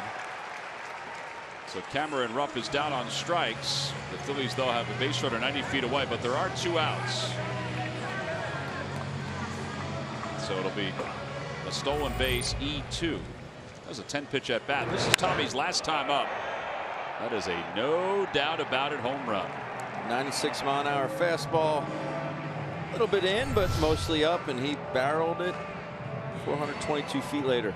That tied the game up at 1. And Murph, we look at his line, his slash line, and it's pretty darn good with 13 home runs and 23 runs batted in. It certainly is. You know, he's hitting a home run every 13.3 at bats, and that is fourth best in all of baseball right now for Tommy Joseph. We saw back-to-back games where he's had home runs as well. Pete McKinnon talking about the production out of his first base platoon, if you want to call it that, between he and Ryan Howard. He said, look, the power numbers, they've been good. Now 23 home runs. That's second in the National League. However, the other numbers, well, they need to improve. You see batting average is 15th in the National League. RBIs down there as well. Slugging percentage is 8th because of the doubles production that they've had. He said, so they've got some things to work on, but certainly the power that we've seen from Tommy Joseph in the very short time that he's been up in the big leagues is definitely a plus, and they're looking forward to watching him for the rest of the year and see if this indeed is something that they can build on in the future, guys. Yeah, those are solid numbers across the board. The Phillies hope he'll come through again. Ureña's night is done. He'll exit. David Phelps is coming in. We've got a pitching change with 2 outs here in the 6th.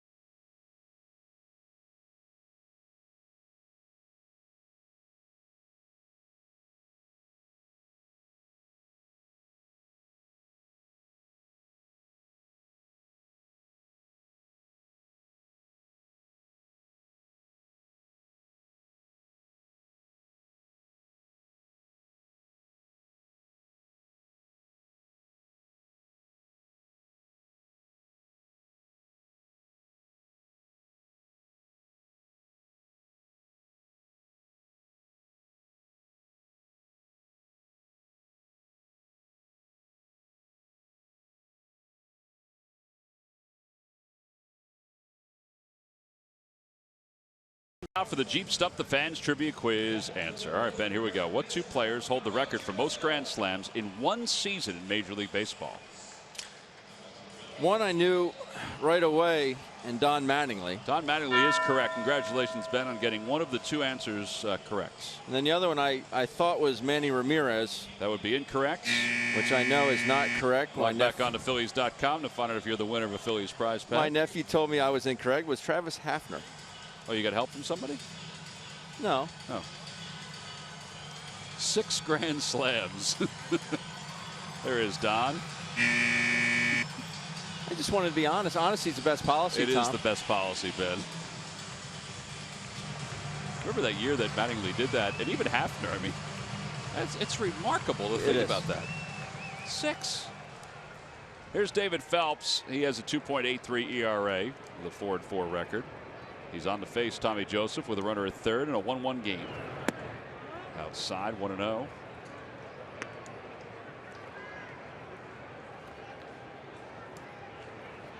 I would have never come up with Travis Hafner. I would have thought, honestly, before I looked at it, I thought Ken Griffey Jr. I have no idea why that popped into my head. I know Manny had a ton. I know A-Rod has a ton. Ryan Howard has a ton.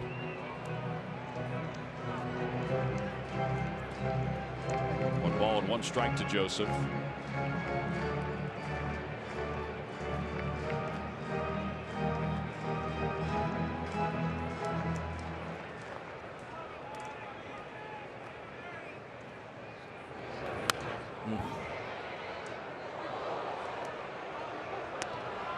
Pretty good chance Tommy would like that pitch back again.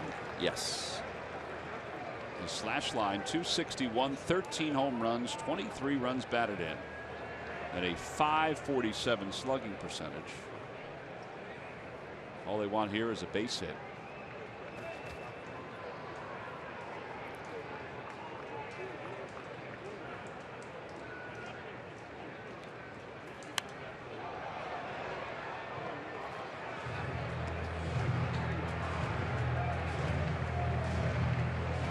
It's a 20 home run year for Tommy Joseph, counting the numbers down in the minor leagues.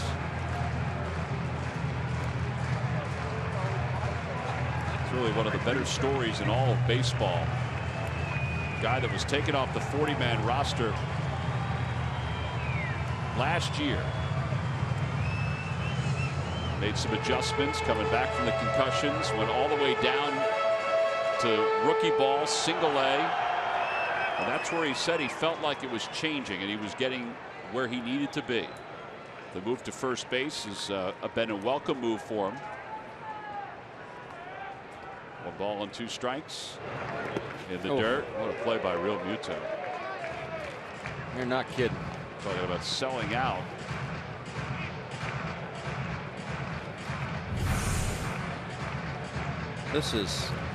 That is outstanding. I may have gone behind the lefty. The lefty was batting.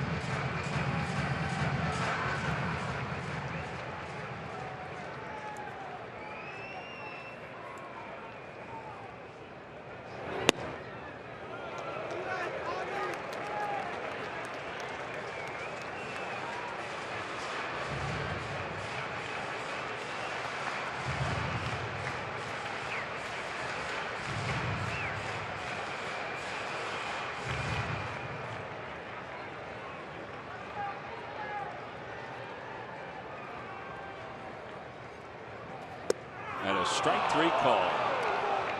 93-mile-an-hour slider. And it could have been more of a cut fastball that has that lane changing action. Phillies leave one over third and will leave for the 7th.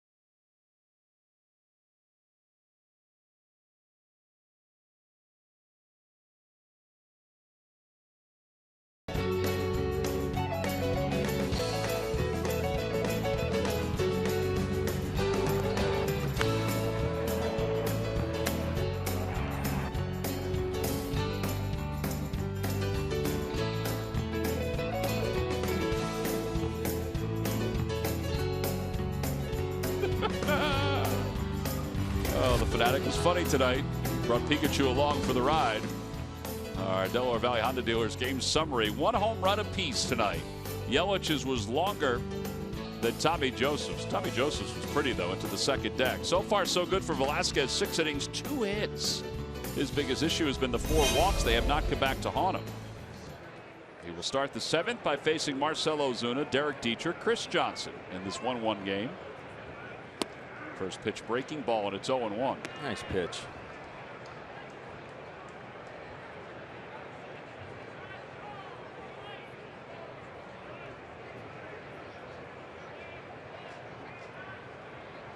Ozuna so far has struck out. He's also walked in this game. 5 in a row retired by Velasquez. The last hit he allowed was the home run by Yelich, and the only other hit was the leadoff single to begin the game by Real Muto.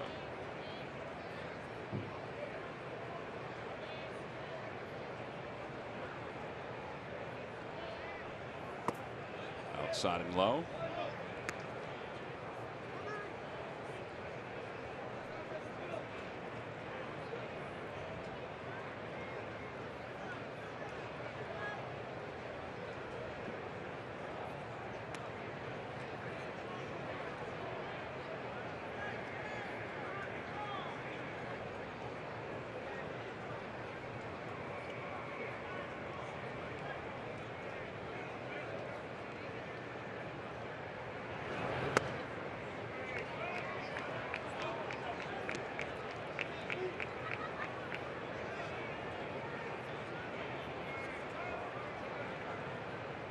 David Hernandez warming up. Broken back ground ball. Cesar Hernandez to his left. Another ground ball out for Velasquez. And Derek Dietrich will be the hitter. He's 0 for 2. 10 ground ball outs for Velasquez in this game. That's a pretty good number. Beautiful thing.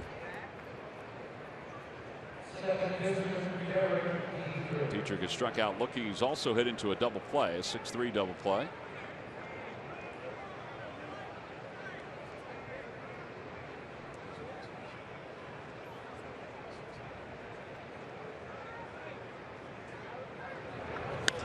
Fly ball, shallow center field. A galloping Odubel Herrera settles under it. That is really a beautiful thing. 94 pitches now with 2 outs here in the 7th. There was a time before he went on the disabled list that Velasquez was struggling to get through 5 innings. In fact, you think about his starts from May 17th until June 27th. He did not get through or get into the 6th inning. It was all 5 innings or less. So this is 3 straight outings where he's got at least 6. And if he gets this last out here, it'll be the first time since the 14th of April that he will have gone 7 innings in a game. And that was the day that he struck out 16.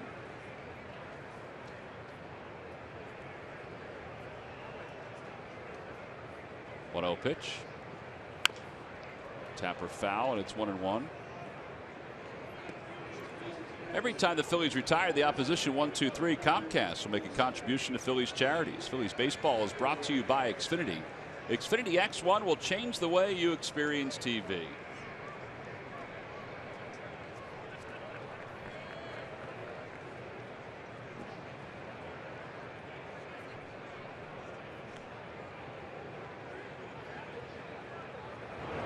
Breaking ball waved at. It's 1-2.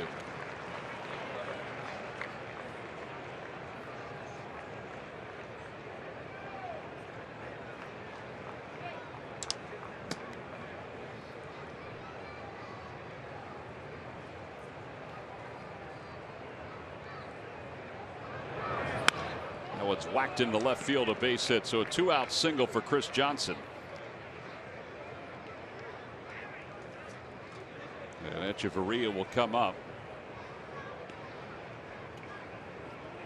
Mistake there by Vince up in the zone. 1-2 count. Tries to get a pitch down and away, just leaves it up. Actually on the inner third. Yeah, it's interesting. We talk about Velasquez's numbers in his innings. Pete was discussing yesterday about Aaron Nola, that his time off is 16 days. You know, there was a thought that in September they might have to back off innings for somebody like Nola or even for Velasquez. The fact that he was on the DL for 15 days and the fact that Nola had 16 days off may allow them to let these guys go through September. Pete said yesterday there's no reason to think that Nola, if he's effective, could not throw 200 innings this year. Velasquez, it might be a little different just because he was a reliever last year in the big leagues. as well as a starter. But in hindsight, the break wasn't the worst thing. There's a strike on the outer edge. It's 1-1.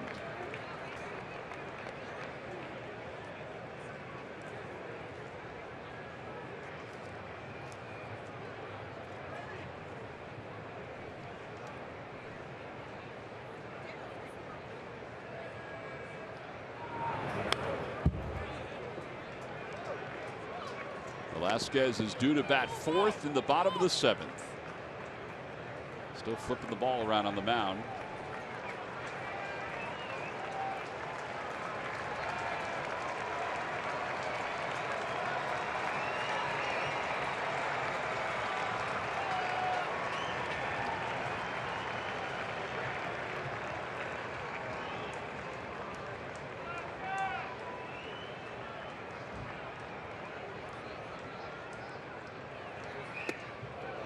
Wow, that's a little scary.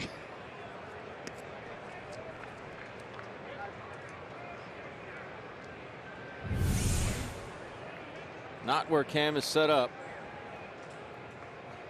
That's for sure. How he got out of the way of that.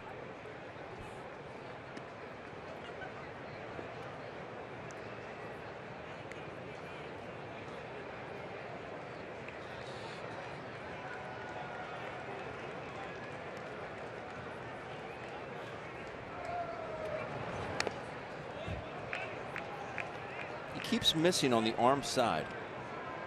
Why is that? I think he's pulling off and his arm is dragging. That's why he keeps leaving it arm side.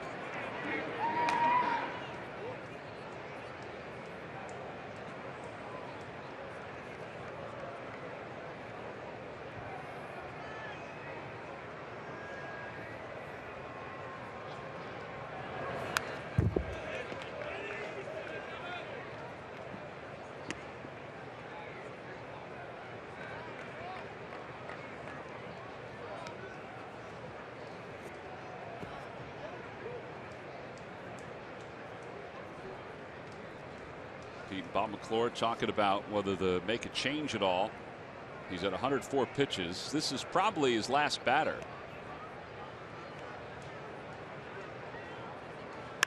Fly ball center field. Odubel Herrera is out there. 7 innings for Vince Velasquez. It's the first time since the second start in April that he's gotten this deep in a game. We'll stretch here in Philadelphia, tied up at 1.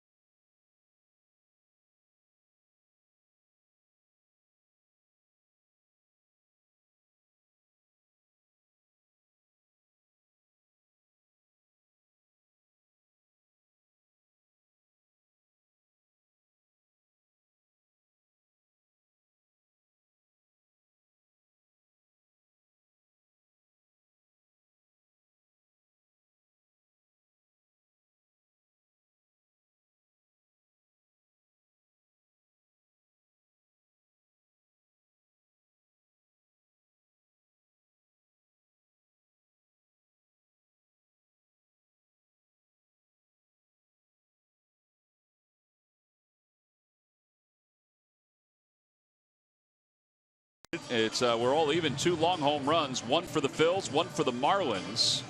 As we go to the bottom of the 7th inning, the Phillies will take on the National League West coming up, including the series against the Dodgers on Tuesday, August 16th. It's all part of a 3-game set that wraps up on Thursday, the 18th. Our post-game concert, the first of its kind here at Citizens Bank Park, featuring Chase Rice, the country music star. Tickets can be purchased by going to Phillies.com. It's a nice look at scenery out there, huh? Vince Velasquez getting congrats as he is probably done. 7 innings, 3 hits. This was outstanding tonight for him. He's hoping his team will get a little offense here in the bottom of the 7th inning, and maybe he can leave with a lead. Get him a run or two. Definitely deserves it. Overcame a little bit of wildness with 4 walks tonight, but only 3 hits allowed. As Ashe takes a strike from Phelps. And it's no balls and 1 strike. Cody is 0 for 2, 2 groundouts. And it's no balls and 2 strikes.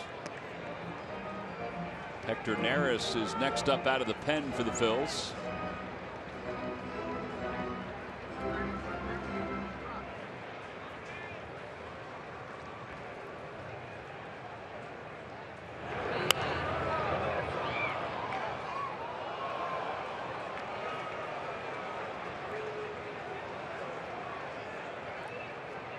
Saw Phelps reach 98 with that 4-seam fastball to Tommy Joseph last inning.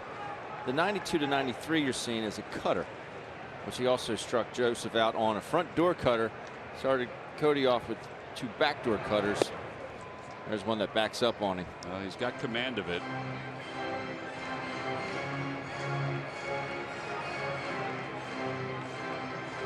Last year he pitched in 23 games for the Marlins. They started him in 19. I don't think he's a starting pitcher. I mean, he's got great stuff, but you look at his stuff for an inning or 2 innings, it's going to play well. But he was a starter with the Yankees before the Marlins picked him up.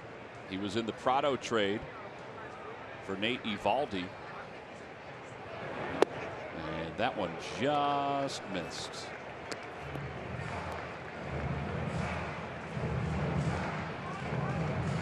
Galvis on deck.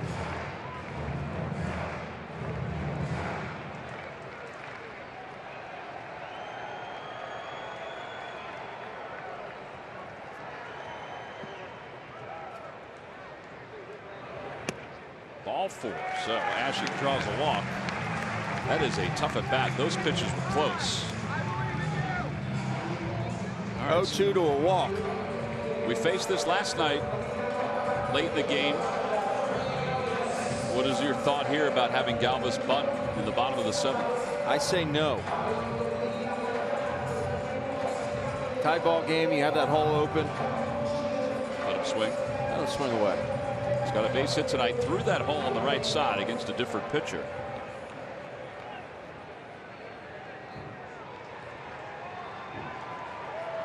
Third baseman Prado is in on the grass.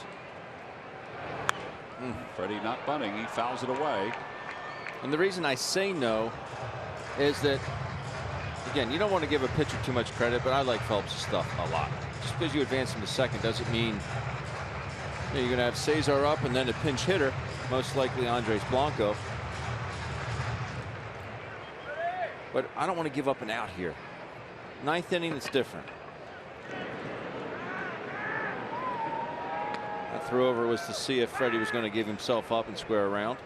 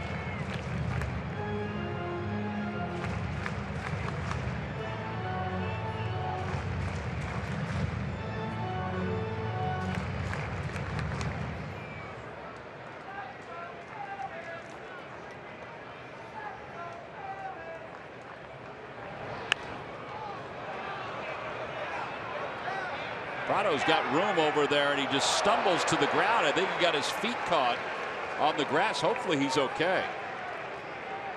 I think his spikes just got caught. I think he wanted to slide because he didn't know where he was with regards to the tarp or the fence. He didn't want to run into it full speed, so he just goes down. Oh, you're right. He does. He catches his nails on the grass right there. Yeah, because he had a chance to make that play. I mean, it came back. Yeah, it did.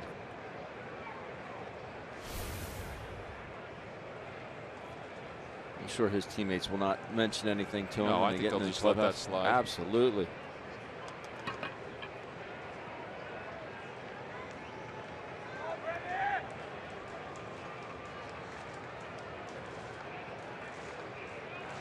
One ball, 2 strikes to Galvis.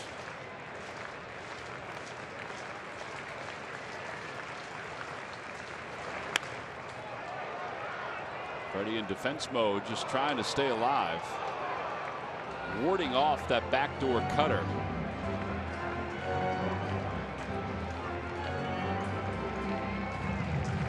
Somebody lost their glasses. Somebody fell to the ground. It's all right. Prado just did also.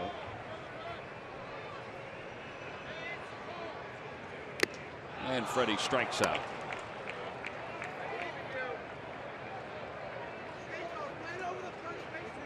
Cesar Hernandez will be next up.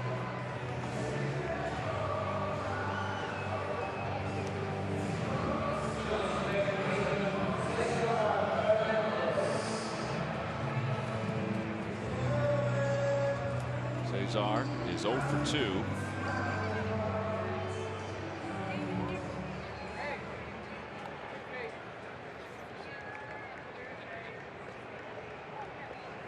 Cesar is 0 for his last 19 with his 0 for 2 tonight.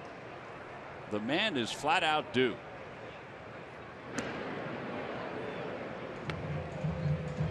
Would you have bunted? I would have, yes. Really? Yes, I would have. Reason being? Get him in scoring position and then roll the dice from there. You got 2 chances with either Cesar and I would think Andres Blanco. I wouldn't think it would be Howard if he's in scoring position. But yeah, I would have. But listen, there are times where I wouldn't. But the way he's throwing and with his stuff. That's why I don't want to give up an out. Well, see, I don't know. I mean, I think Freddie is a very gifted player, but I think the way he's been swinging lately, even though he had a base hit earlier. Outside, 1-0.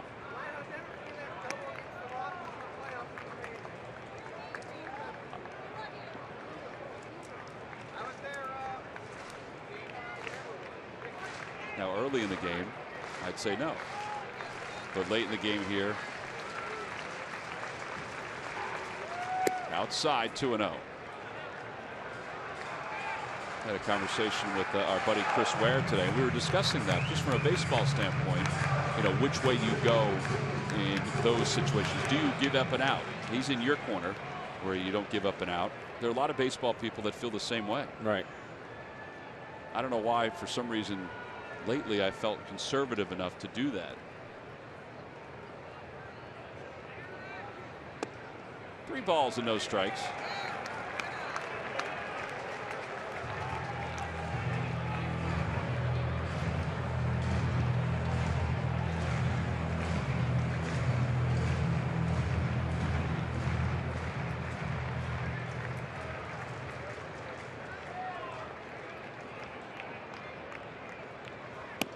Cesar take it all the way. It's 3-1.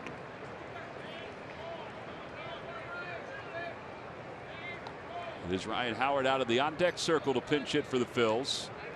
Tied up at 1 here in the bottom of the 7th. The teams have combined for 7 hits.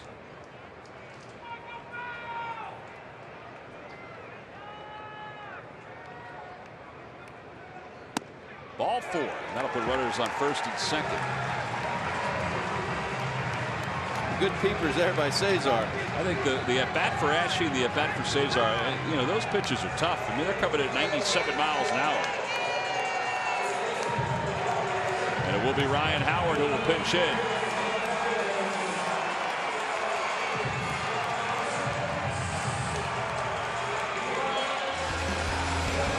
Rick Slants is going to get you up to date on what's going on in the National Football League around the Eagles camp. Derek Gunn and Zach Berman will continue the countdown to Eagles training camp. Reveal the 4th most influential player in Eagles history. Quick Slants tomorrow at 6 right here on CSN.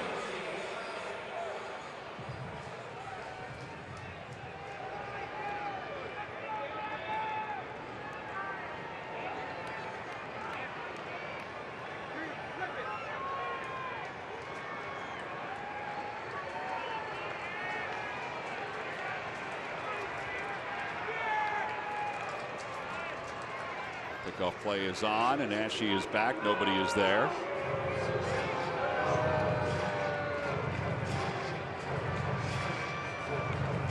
Howard 159 on the year with 13 home runs, 28 runs batted in.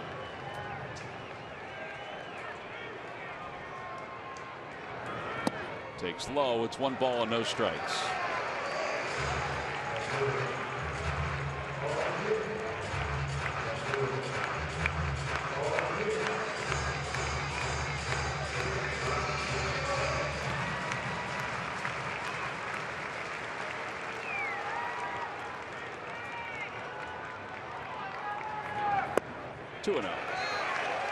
Phillies pitch hitters this year 19 for 128 with the 1 home run.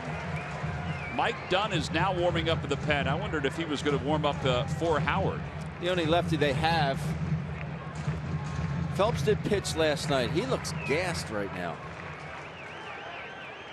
Well, I guess it's Dunn that's up for Odubel Herrera. 2-0. Howard takes low. 3-0.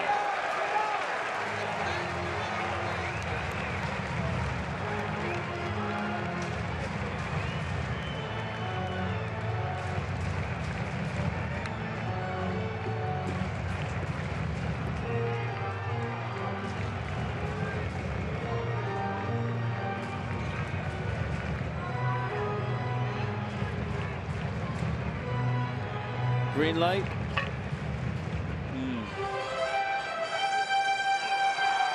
3 years ago, maybe. I don't know. I say yes. Yeah, I do. I know he's walked 2 guys this inning. He does not want to walk a 3rd. Howard does get the green light. It's off Phelps, picked up by Prado. He'll throw out Ryan Howard. 1-5-3, and runners on 2nd and 3rd. Man.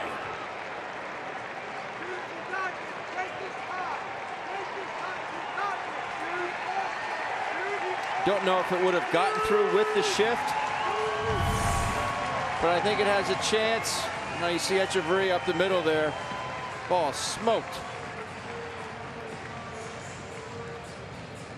It wouldn't have gotten through, but that's why I figured he would be swinging 3-0 there. So they're going to walk Odubel Herrera. There's the 4 fingers from Don Mattingly.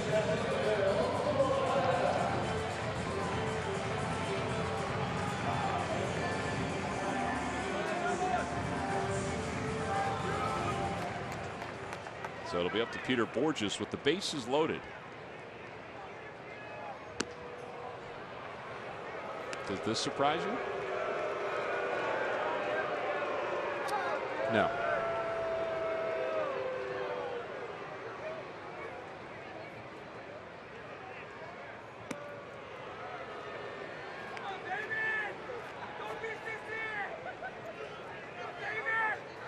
Odubel has been struggling, but he hits lefties well. Well, I guess the thought is, too, you like the matchup of Phelps against Borges better than Dunn against Odubel Herrera.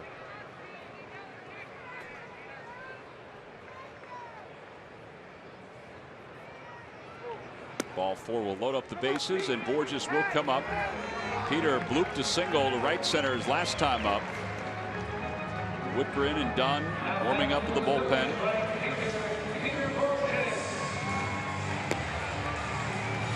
Either way, this is his last batter.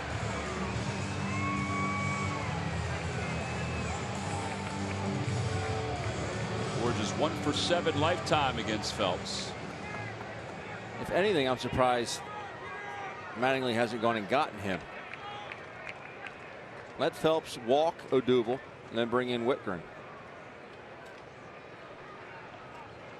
Base hit should give the Phils 2 runs, although Yelich is shallow in left field.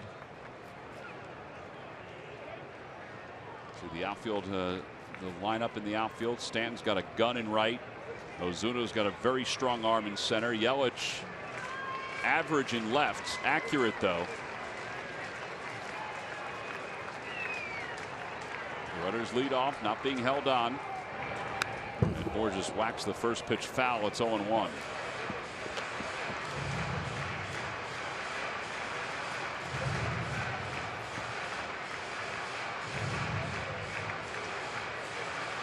Peter only 27 at bats with the bases loaded.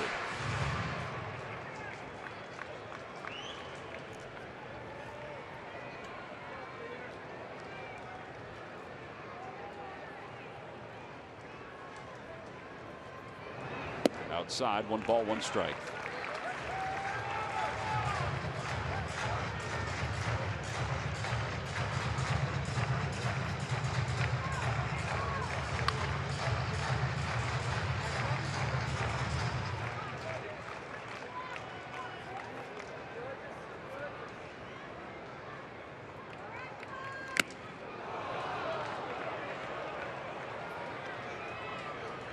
Reaching back for a little extra.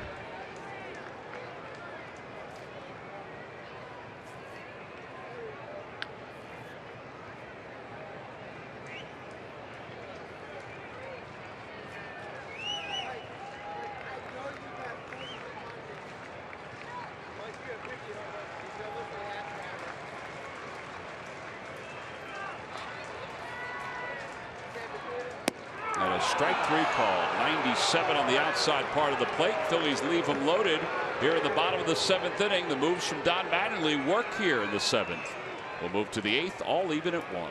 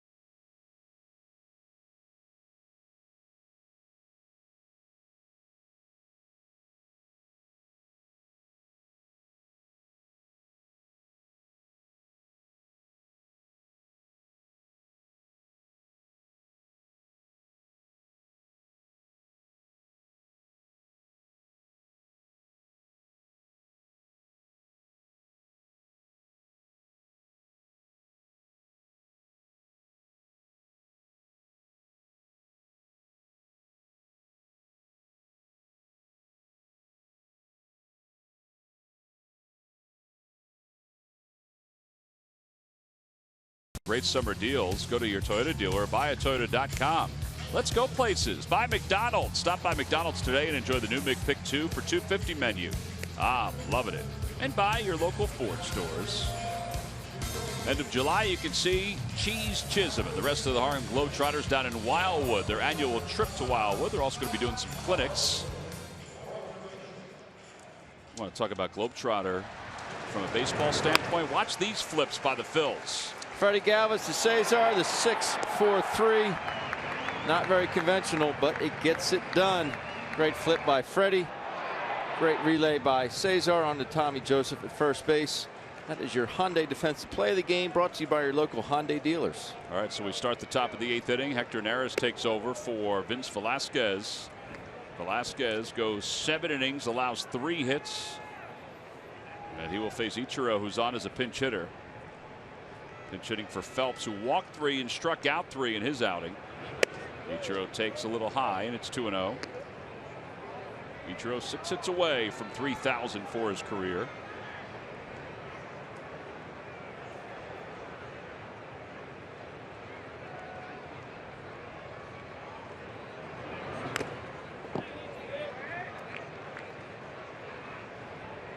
Two balls and 1 strike.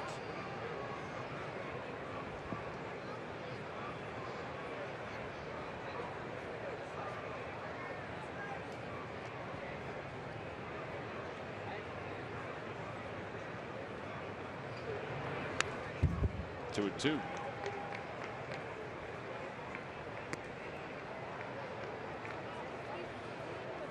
Ichiro is 30th on the all-time hit list. 6 away from Roberto Clemente, closing on Al Kaline, who's still around the ballpark in Detroit.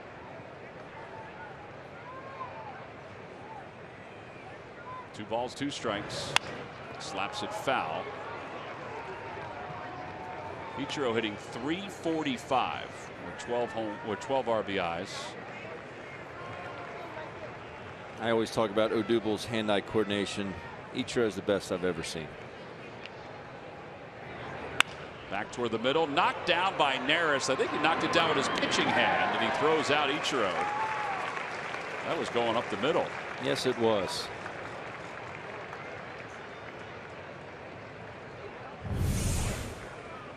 But it's effective.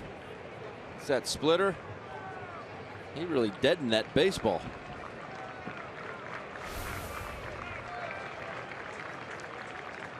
Cameron Rupp is looking into the dugout. John Ficazzi, I think, is going to come out. Yeah, here he comes. The ball did hit his pitching hand. I think they just want to make sure that he's okay. Even if you get him to throw a pitch or two just to make sure. So it looked like it hit the just underneath the index finger. That's where he was pointing. I think Tom Hallion's going to let him throw a ball.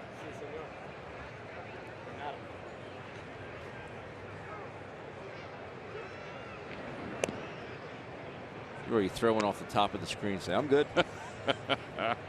His teammates walked away as soon as he threw the first one.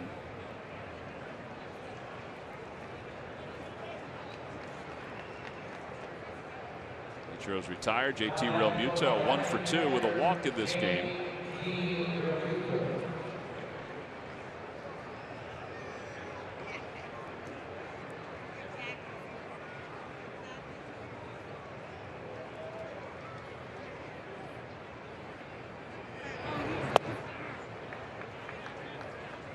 .96 on the first fastball to Realmuto.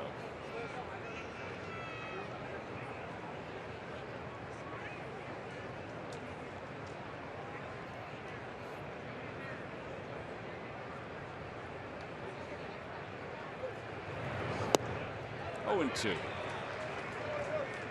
I believe that was the first slider we've seen from Neris in about 3 outings.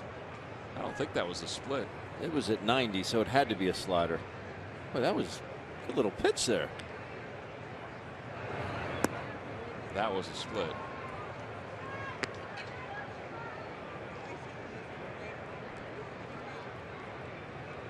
Although it was at 89, that may have been another slider.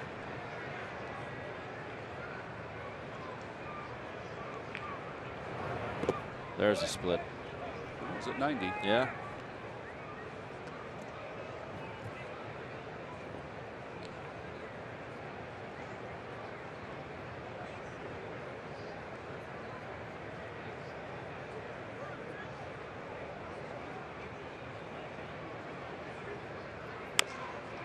Bouncer foul.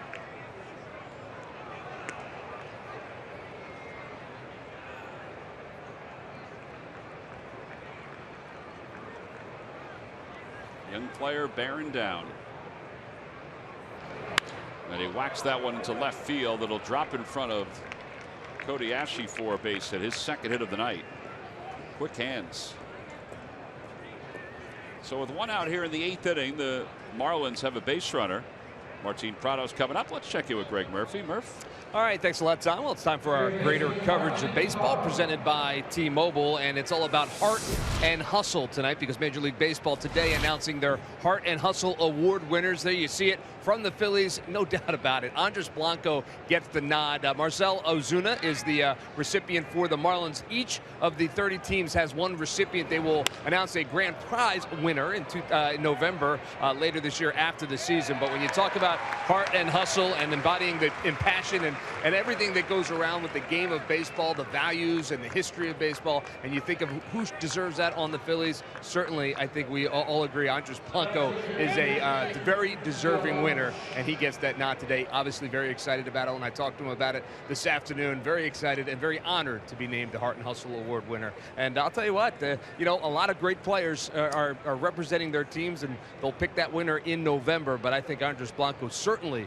would be a deserving recipient come November as well, guys. Yeah, in fact, talking to him today, he talked about Chase Utley winning it for the Dodgers and winning it 6 times when he was a member of the Phillies. And he's, you know, that to him, you know, showed what that award meant, that Chase Utley had won it so many times in a Phillies uniform.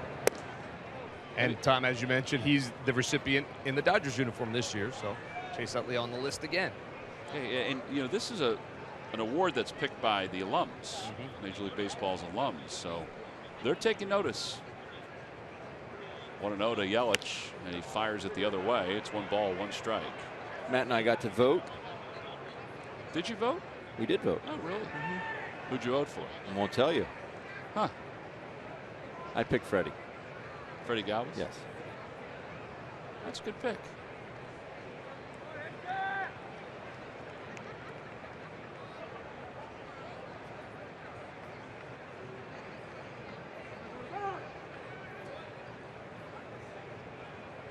Do you get to vote because you're on the cover of the Players Association Spanish Guide?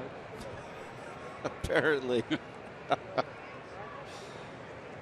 I can't tell you how many texts I've gotten from former teammates and why are you on the cover of this? Rudder goes, pitches taken outside. Nope. We'll call it a strike. And Cameron Rupp does not make the throw. That is the 10th stolen base for Real Muto. Tom Hallion did indeed call that pitch a strike.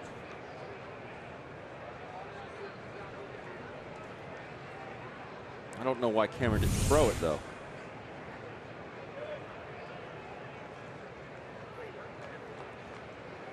Regardless, the count is going to. It looks like he had a grip. It looks like he had everything.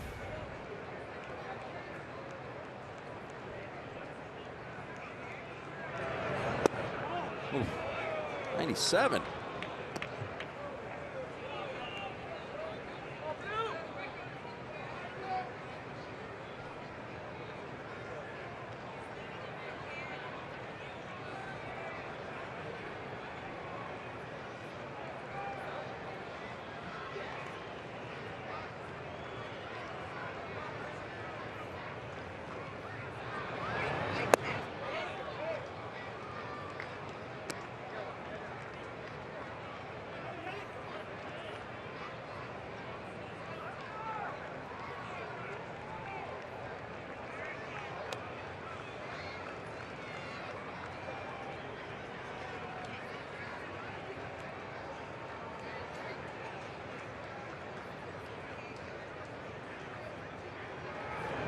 Got him with the split.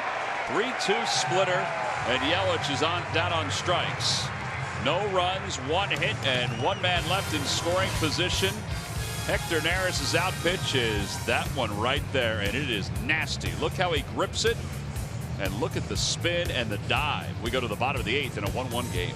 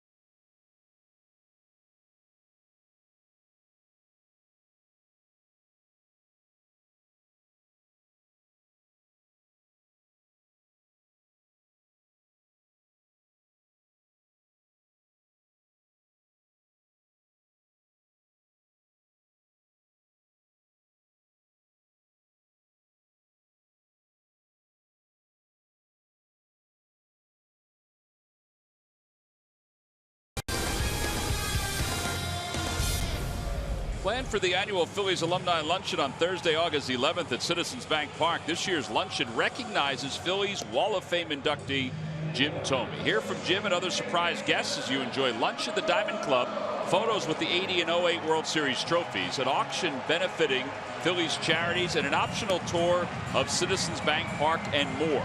To order tickets, go to phillies.com/alumni luncheon. Nick Whitgren is the new pitcher for the Marlins as we go to the bottom of the 8th inning. Another tight game. Last night it was 2-0 Phillies into the 9th. The Marlins tied it and won it in the 11th. And tonight we're all even at 1. Here in the bottom of the 8th, a home run by Tommy Joseph and a home run by Christian Yelich. Those are the only runs tonight. 8 hits combined. Maikel Franco leads it off, 0 for 3. Fouls it away. It's 0-1. I asked Maikel about that ball he hit last night, if he thought he had it. He said he knew it was toward the end of the bat. Right.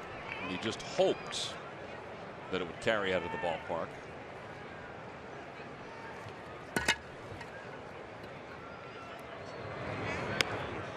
Loops that one over the head of Johnson into foul territory, and Chris Johnson makes the catch. Cameron Rupp is due up next.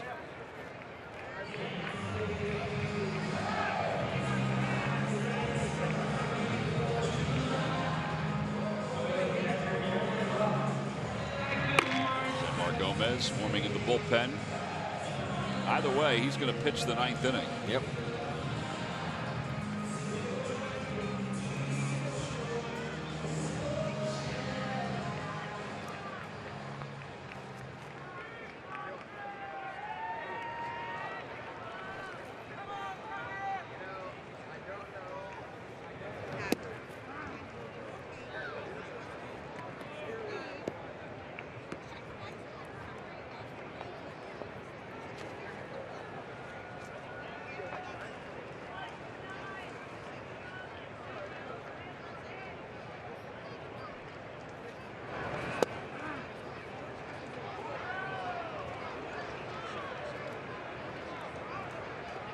Two good pitches there. Yeah, those are pitchers' pitches right there. Sure are. Toward the outer edge.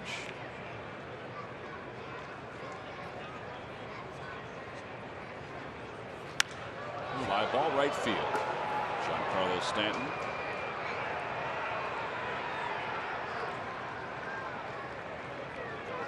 That was a big league pop-up. Whitgren got away with one there. Cameron knew it too. Well, that'll leave it for Tommy Joseph here in the bottom of the 8th inning. His home run in the 4th is what tied this game up at 1. Supposed to be sinker down and in. It was a little in, but it was mostly up, and Tommy Joseph hits it in the second deck in left field.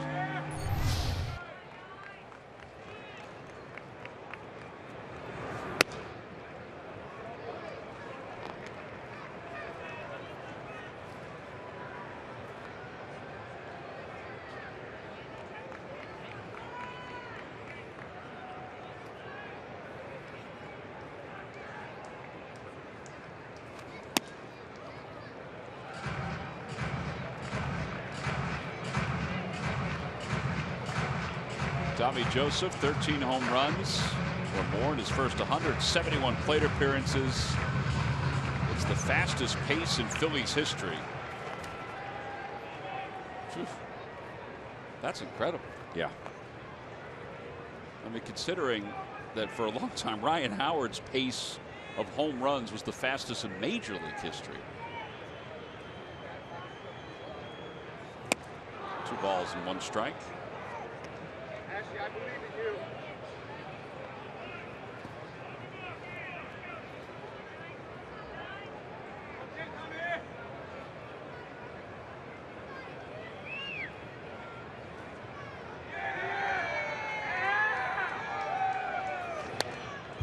Back to the screen, 2-2. Another good pitch to hit there.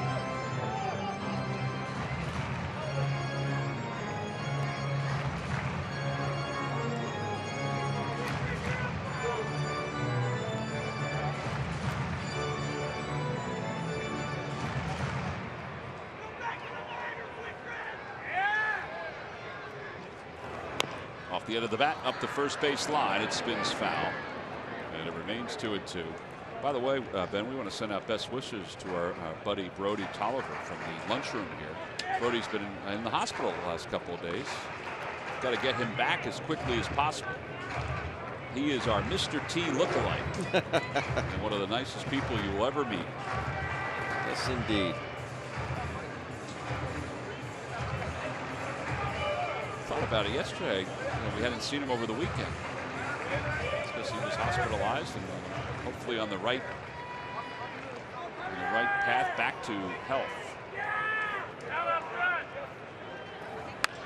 To right field, a base hit for Tommy Joseph, his second hit of the night, and it'll bring Cody Ashley to the plate. Some fan yelled out to Cody Ashley that we believe in you. Well, hopefully that boost of confidence will enable Cody to come through here with a runner at first base and 2 men down. 0 for 2 with a walk. Left over at third in the 7th inning.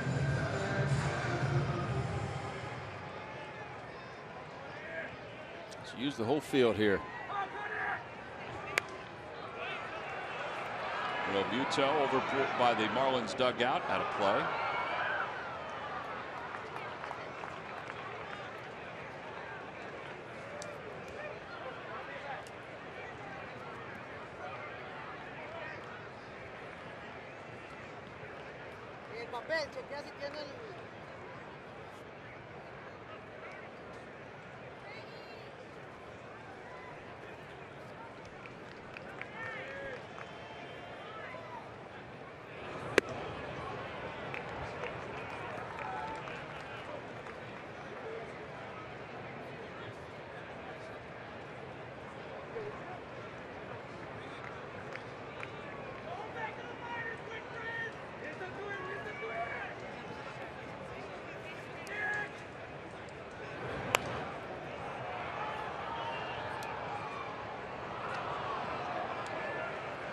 Now 1 ball and 2 strikes.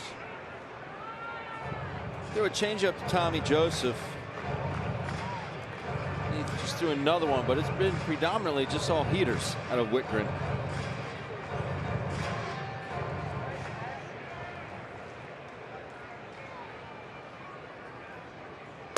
Up and in. Whitgren out of Purdue University, 25-year-old. Marlins selected in the 9th round in 2012. Don't see too many Boilermakers in the big leagues. No, you don't.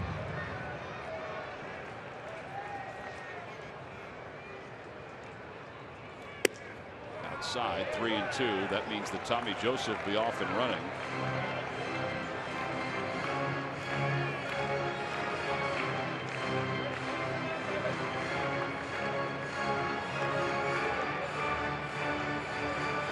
Johnson holding on Tommy Joseph means that I don't think Cody Ashley is going to be able to pull a ball here. Sprays it foul.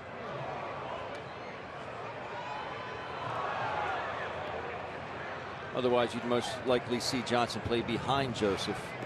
Also, it could have a lot to do with the way they're pitching Cody Ashley.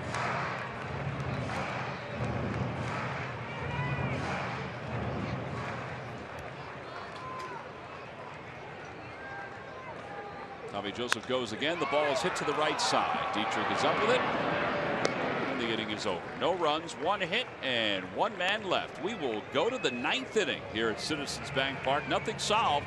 It's the Marlins 1 and the Phillies 1.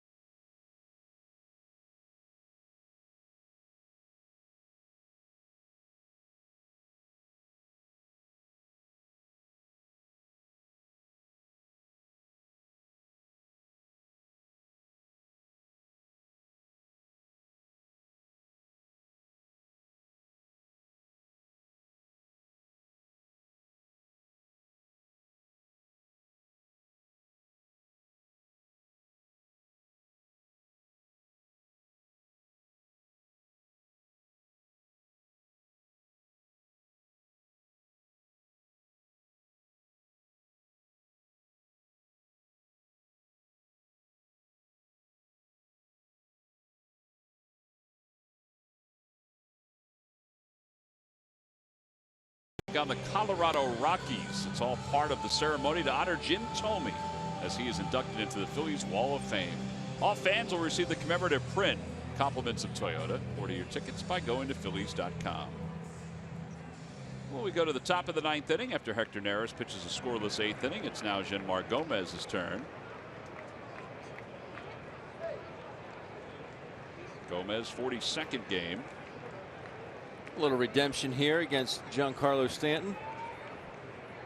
Team kind of wanted to get him back in as soon as possible. And obviously, it's a day later.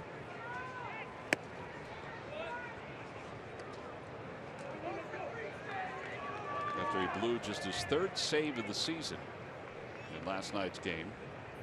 That's the year that Stanton's had against the Phils. He hit a 475-foot home run for one of his 2 hits. But they've handled him so far. 1 ball, 1 strike, a fastball. That's the pitch that he needed to throw him last night when he got ahead 2 strikes. I think Dan Bellino would have been content to ring him up.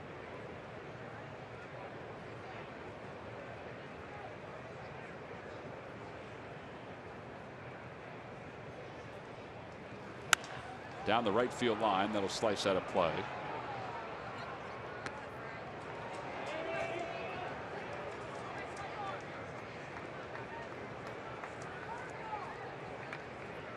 One of the 2 walks was last night.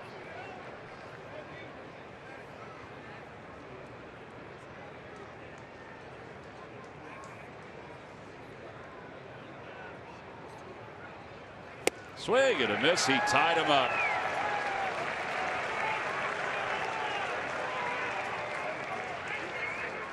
Now 0 for 6 against Genmar.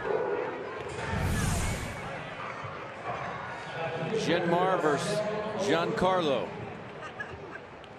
Boy, did he tie him up. You're right, Tom.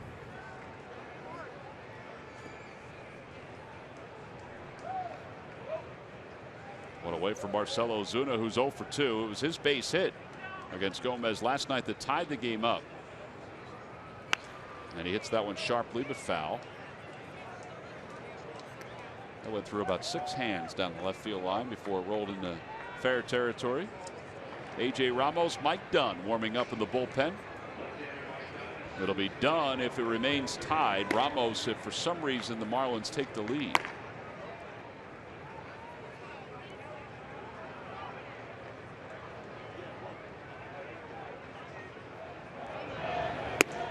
One ball and 1 strike.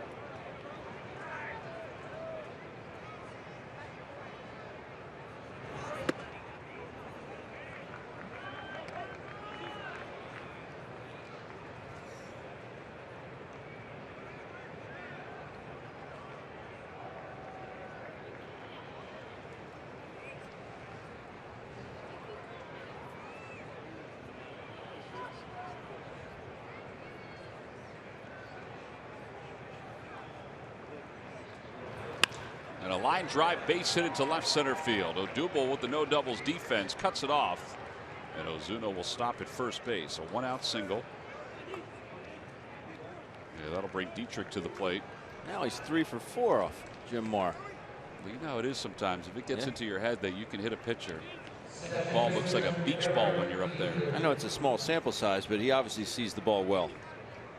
Don't you agree with that, though? With each piece of success, your confidence grows against a certain guy? For sure. Unless you're facing John Smoltz as a starter or John Smoltz as a closer. It doesn't help either way? No. Out to left field. Ashe back toward the track, has room. I remember I was facing John Smoltz, and again, I wasn't an offensive powerhouse, but I had Ben, some do decent, not sell yourself short. Decent numbers off Smoltzy and starter. But when he came in to close, and I was feeling good, and he went like 99, 98, and 92 Slider. mile an hour splitter. Oh, split. And I said, wow. Okay. Yeah, you needed him to be a starter where he can throw a couple of extra pitches. He might be able to get one of them. And tire down a little bit. Chris Johnson is singled tonight. He's 1 for 2. He walked his first time up. He is 2 for his last 14.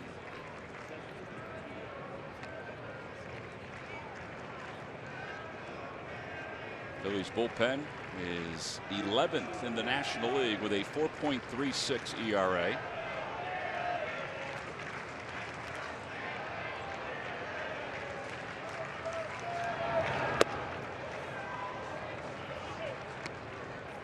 The Phillies half of the 9th inning. Galvis, Hernandez, and then the pitcher spot.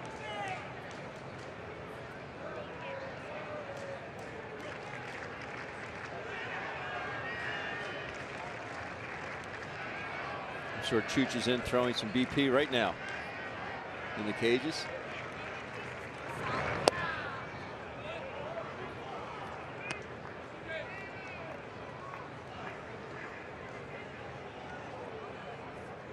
There's Chooch. He's back. He was He's just back. in throwing, yeah.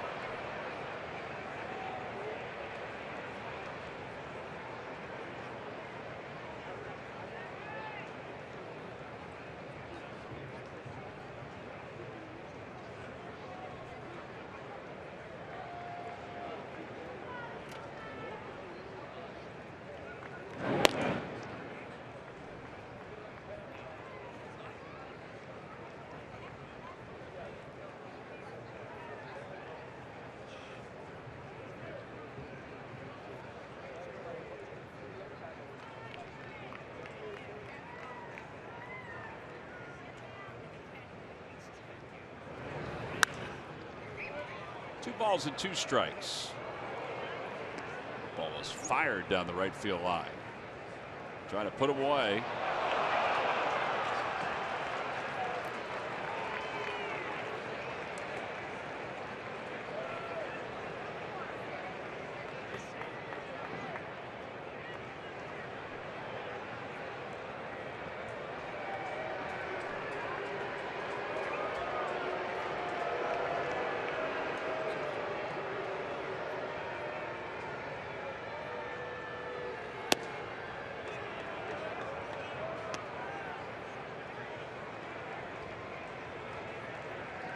Action pitch here.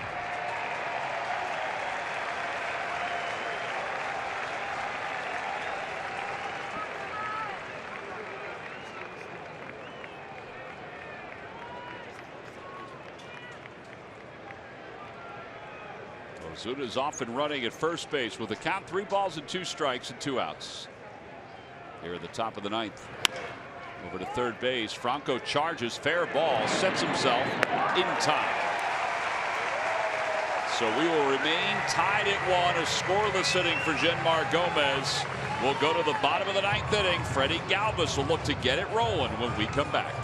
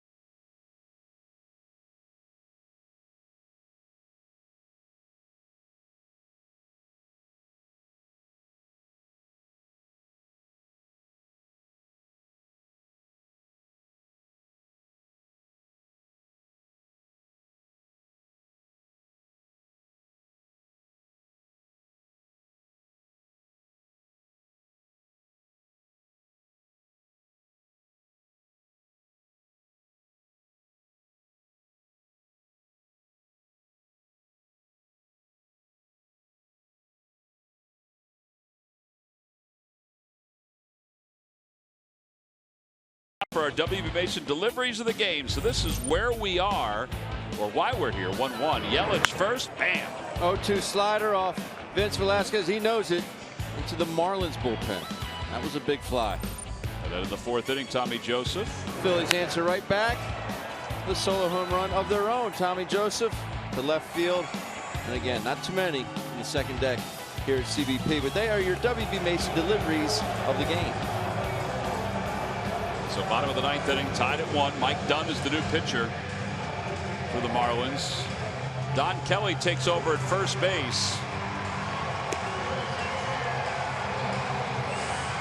Dunn 1-1 at 3.68 ERA. I think if you look at all the pitchers, all the relief pitchers in the National League East, currently in the National League East, the Phillies have probably faced this guy more than anybody else. Every time we face the Marlins, he's in just about every game. Now, he was injured earlier this season. It always seems like he's facing Ryan Howard. Although Ryan already used as a pinch hitter in this one.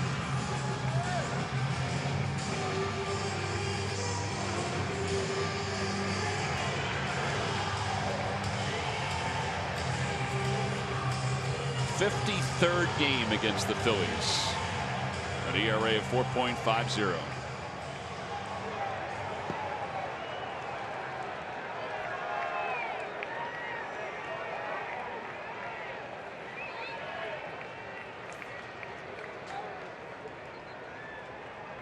Freddie Galva's batting right-handed. First pitch is a fastball, and it's in there. 0-1. Freddie batting right-handed. His last 18 home runs have come left-handed. 3 for his last 39 from the right side of the plate. Outside, 1-1.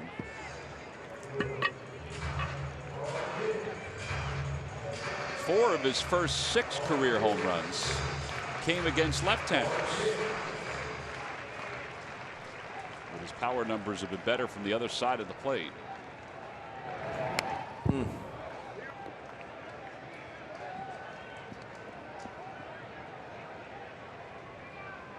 One ball and 2 strikes.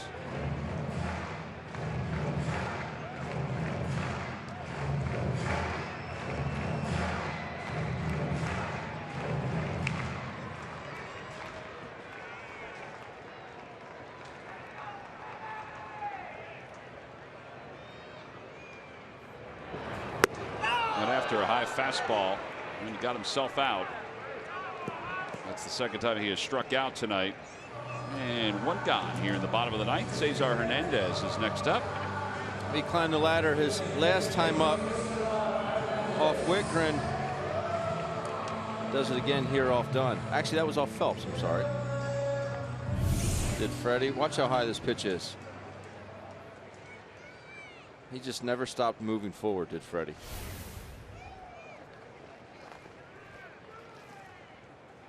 Cesar chops it out to short. Echeverria. And 2 away.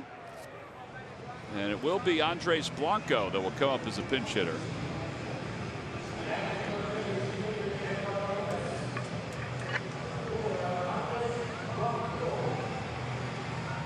A lot of times Pete will save Blanco for more of an RBI situation. I mentioned he's already used Howard. Well, Dunn has thrown just 5 pitches to get the first 2 outs in this inning. I thought we might see Jimmy Paredes here. But I'm sure Pete has his reasons.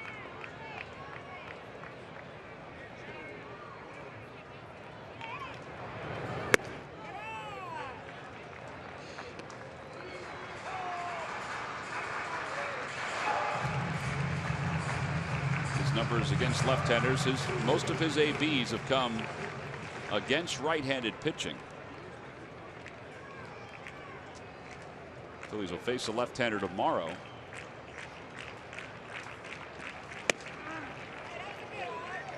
One ball and 1 strike. From a Marlins standpoint, they got more out of their starter tonight, so their bullpen has not been overworked in this series. There was an anticipation that they'd have to use more guys tonight. That's a bloop down the right field line, slicing the foul territory. Kelly makes the running grab.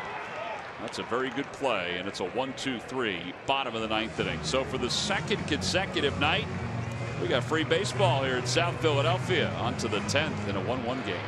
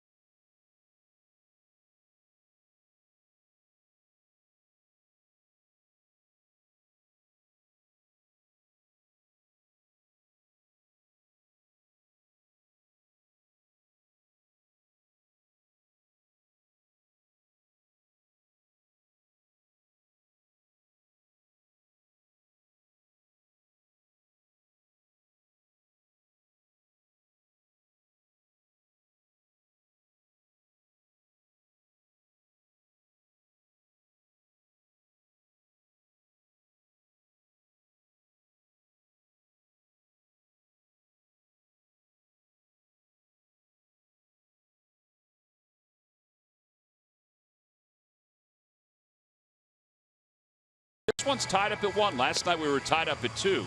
So extra inning records are, well, a little different than last night. Phillies lost their first extra inning game in the 11th. Marlins won their 3rd. So David Hernandez will take over as we go to the top of the 10th inning. 1-2 with an ERA of 4.30. And he will face 8, 9, and 1. 9, though, is Don Kelly. Come out as part of a double switch. So Genmar Gomez pitches a scoreless inning. Vince Velasquez started, went the first 7.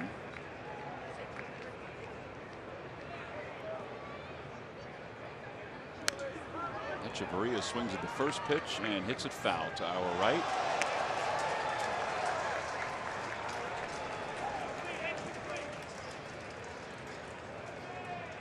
Thought that was going to sneak up into the press box.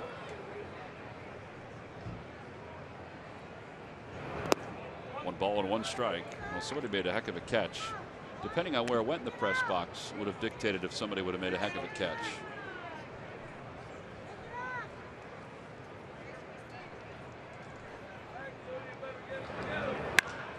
Out to center field. Odubel Herrera venturing back, reaches up, it's over his head.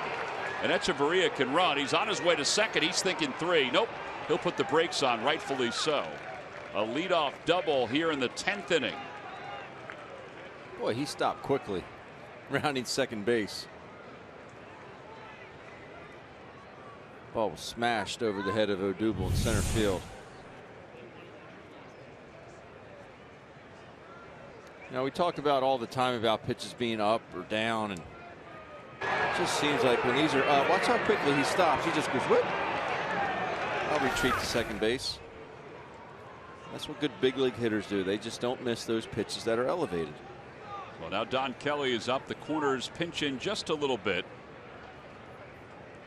Kelly squares, and he takes outside 1-0.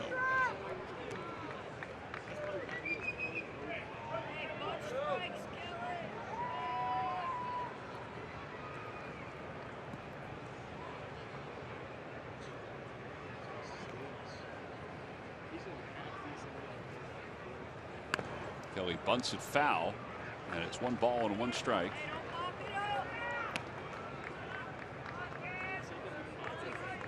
Don Mattingly has pushed the right buttons tonight, particularly with his bullpen. Marlins bullpen has done its job in these first 2 games of this series, at least up to this point. They've gone 7 2/3, and they've only allowed 1 hit.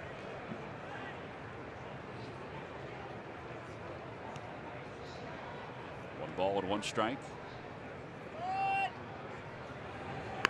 Kelly bunts it in the air, and Franco makes a diving catch.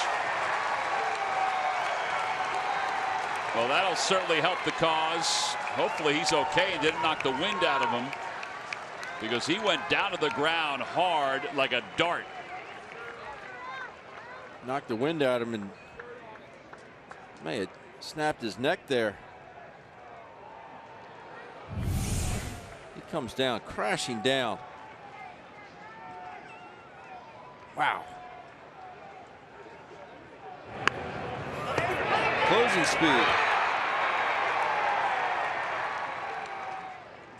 See him get to it. Just watch his head snap down right there. Yeah. Well, he's taking an extra beat or two as Sean Fakasny comes out just to make sure he's okay.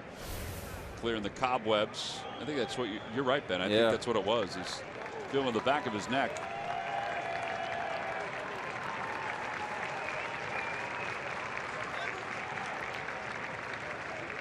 Sean Fakasny, one of the Phillies athletic trainers, he and Scott Sheridan, Prisma, they're great. They're the best. But he has one-liners, and it looked like he said something to let Franco laugh a little bit there. Very dry humor.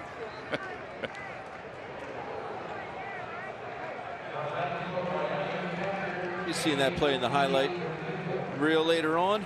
The Phillies have played some very good defense here tonight. So with one out after the fouled bunt, back to the top of the order for JT Realmuto.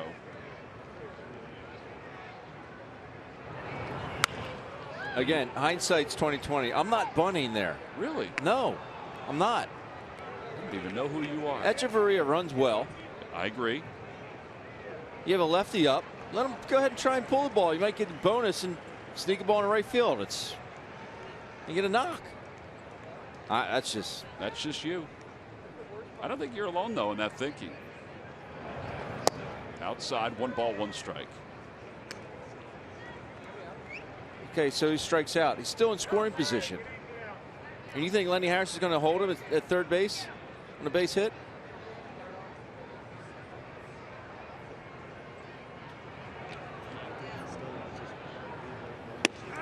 Rupp throws behind Echeverria, and he is safe at second. Cesar Hernandez points and says, let's take a look at that. That was a BB by Cameron Rupp. You think?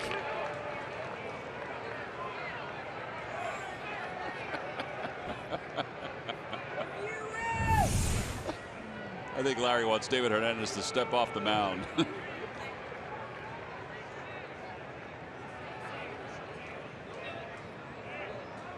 That foot's in. I wonder if Cesar's thinking the foot bounced off the bag while he had the tag on.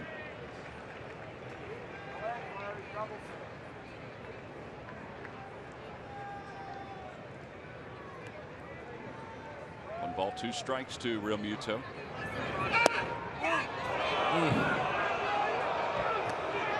Tom Hallion likes his strike 3 call. I thought he might use it there. I think Larry agreed.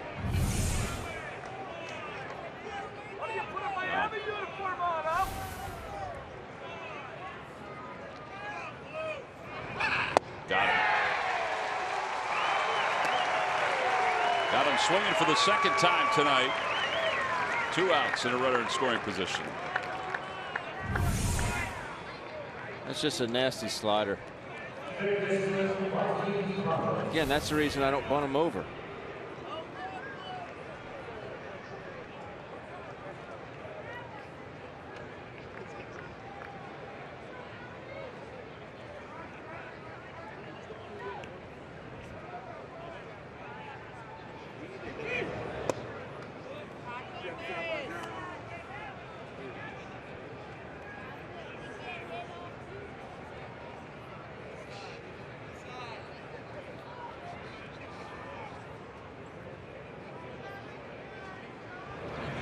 Outside and low, 2-0.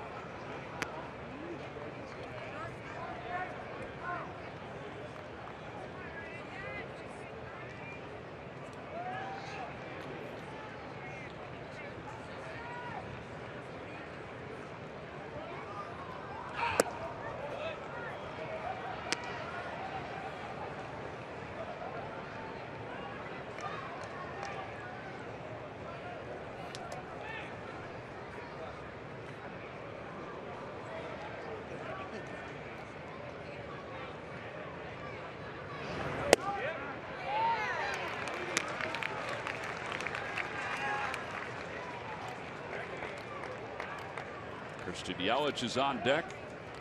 Phillies half of the 10th inning. Top of the order is due up. David Hernandez behind, 3 balls, 1 strike, 2 outs. Just a bit outside, ball 4. So Prado walks. And they're going to go to the lefty Daniel Stumpf with Christian Yelich coming up.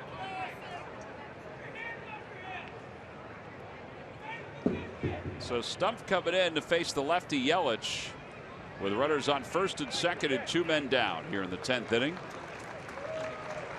A mid-inning pitching change for the Phils. David Hernandez will check out, and we'll see what Daniel Stumpf can do against the lefty when we come back.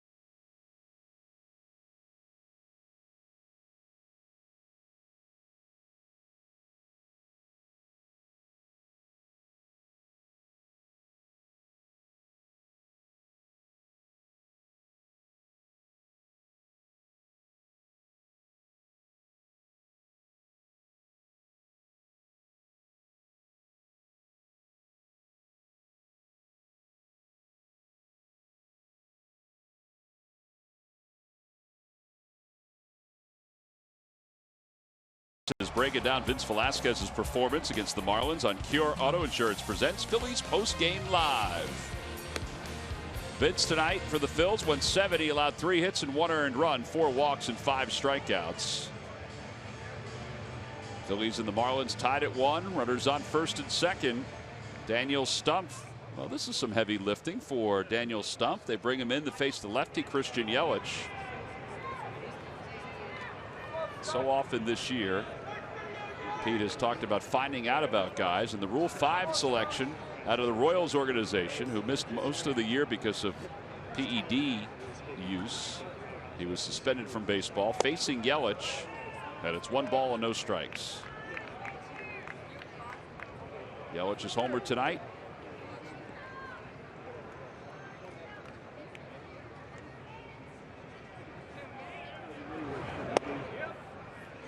Two and 0.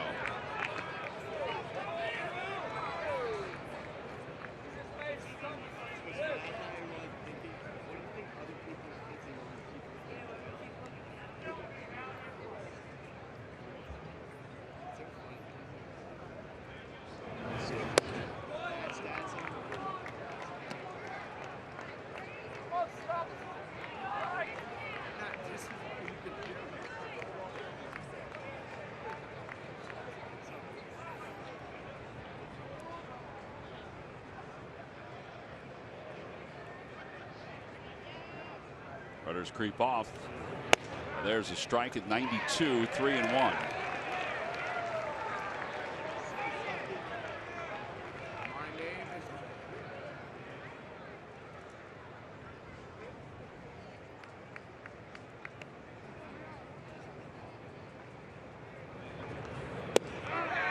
Three balls, 2 strikes, a little bit of a slider there. Runners will be off with the count full. Cameron Rupp just reminds everybody. Pete Mackanin rolling the dice, bringing the lefty in to face the lefty. Well, he threw it 3-1. You'd have to imagine he'd throw it 3-2. I would agree. Giancarlo Stanton is on deck. Runners go, 3-2 pitch. And a line drive toward left field. That'll be in for a base hit. Rounding third is Echeverria. The throw by Ashe not in time. And the Marlins take the lead.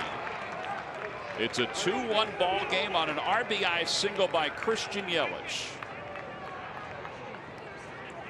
And that's what he did.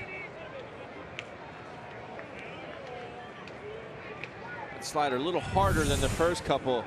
85 and up in the zone. Nice piece of hitting there by Christian Yelich. Last night it was the 11th inning that the Marlins took the 1-run lead. Tonight it's here in the 10th inning. Bob McClure out to talk to Stump with Giancarlo Stanton due up now.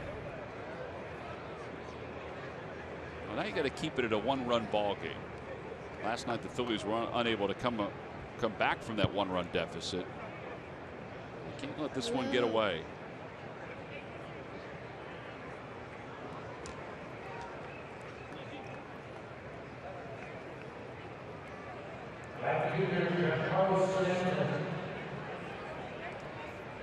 RBI for Yelich, his 51st of the season, his second one of the game.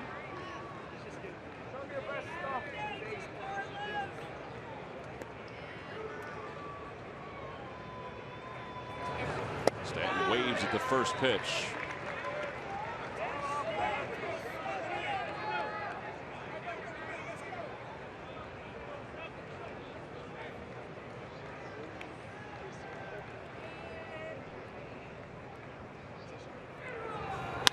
Ground ball to shortstop. Galvis is up with it. And he'll throw across the diamond. Side is retired, but the Marlins take the lead. Christian Yelich's RBI single to left field has given Miami a 2-1 lead as we go to the bottom of the 10th.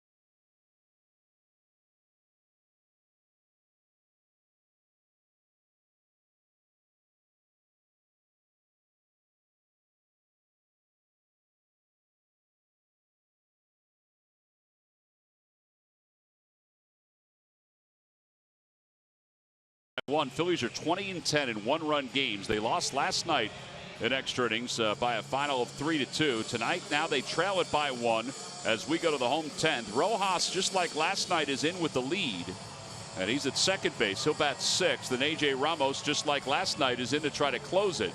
He has 30 saves in 31 opportunities this season. He is a dominant closer. It's funny, I was talking with Lorenzo Bundy today, their third base coach, and he said that we talked about some of the arms coming out of the Marlins bullpen. He said, honestly, Ben, stuff-wise, Ramos probably has, least stuff out there. He said, but what he's got inside, really, you can't say enough about. He said he wants the ball in his hand when it's game's on the line. That's the bottom line. Well, last night he came in and closed it out, his 30th save of the season. The Nationals have already lost, which means if the Marlins win, they're within 4.5 of first place in the National League East. But first, it's Odubel Herrera to try to get the Phils on the board here in the 10th inning. The Mets have already won tonight.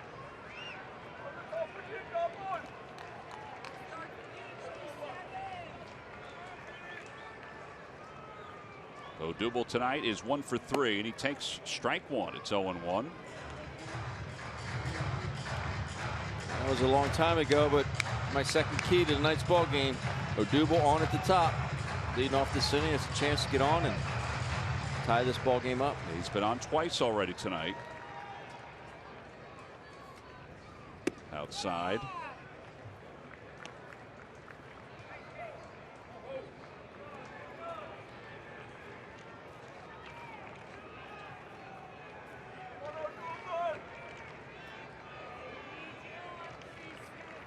Eight scoreless innings for the Marlins bullpen in this 2-game series so far.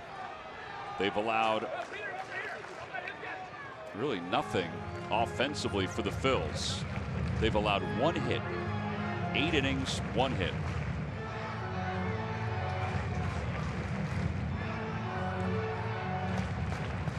It's a bullpen that ranks 5th in the National League.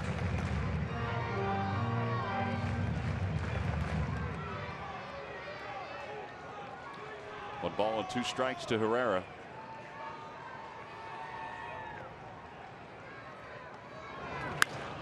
Odubel fouls it down the left field line. Yelich, the way this game is going, is going to climb into the stand and grab it from that guy. That's a heck of a play. Wow. Crosscutters would be proud.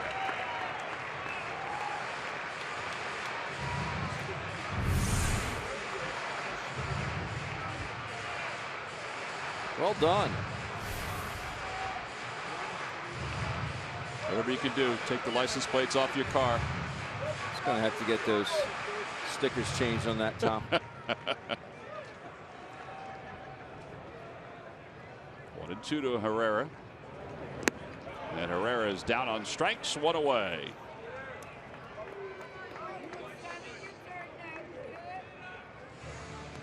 And that'll bring Peter Borges to the plate.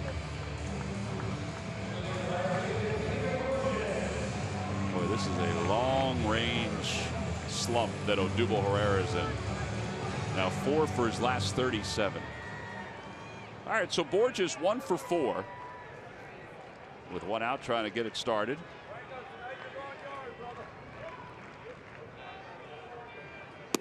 Not a bad idea with Prado playing back at third.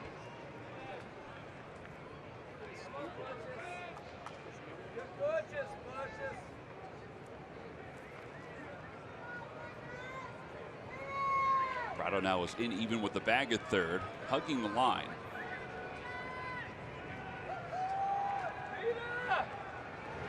Outside, 1 ball, 1 strike.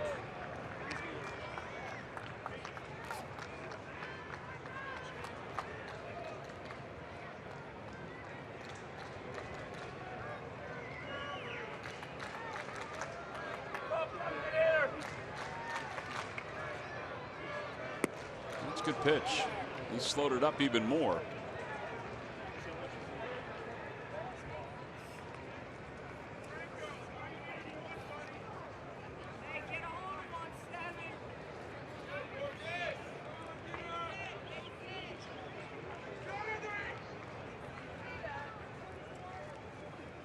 Ramos is second only to Jeurys Familia in saves in the National League. Familia saved his 33rd tonight and now has 49 straight saves. Ramos is 30, is 3 behind Familia.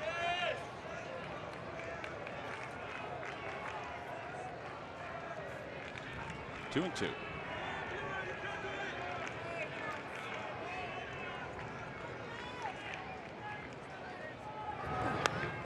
Borges fouls it. That was probably not where Ramos wanted that pitch. No, but the speed is what got Peter there. 81 miles an hour. You know, you have to respect the 94, 95. Even if he does hang one, he's going to be out in front. Peter just cues it right off the end.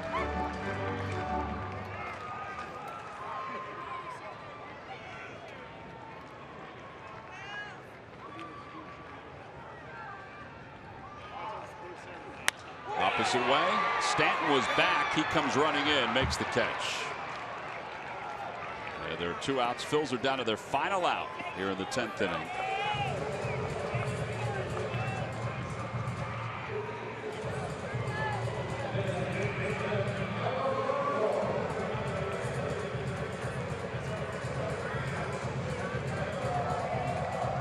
Boy, is this deja vu. Yeah, Franco sent one to the wall last night off the end of the bat. Just missed home run number 19 that would have tied the game.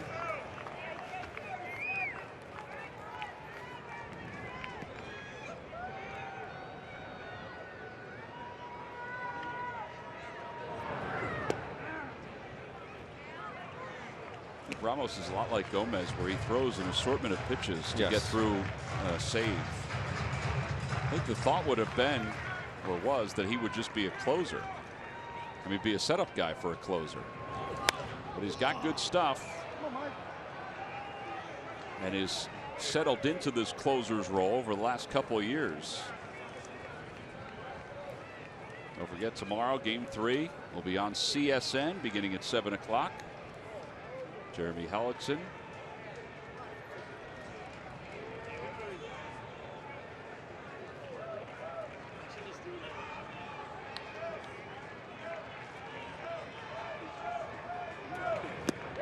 Swing and a miss, and the ball game is over. For the second consecutive night, the Phillies lose in extra innings by 1 run to the Marlins. Save number 31 for A.J. Ramos. And it's Christian Yelich who provides the spark offensively. And because of that, he is our Chevrolet player of the game. He has both RBIs for the Marlins in the ball game as they win it 2-1 over the Phillies. Well, with that win, the Marlins are now 4.5 games out of first place. Don Mattingly's team playing some good baseball right now. They've taken the first 2 of the series against the Phillies.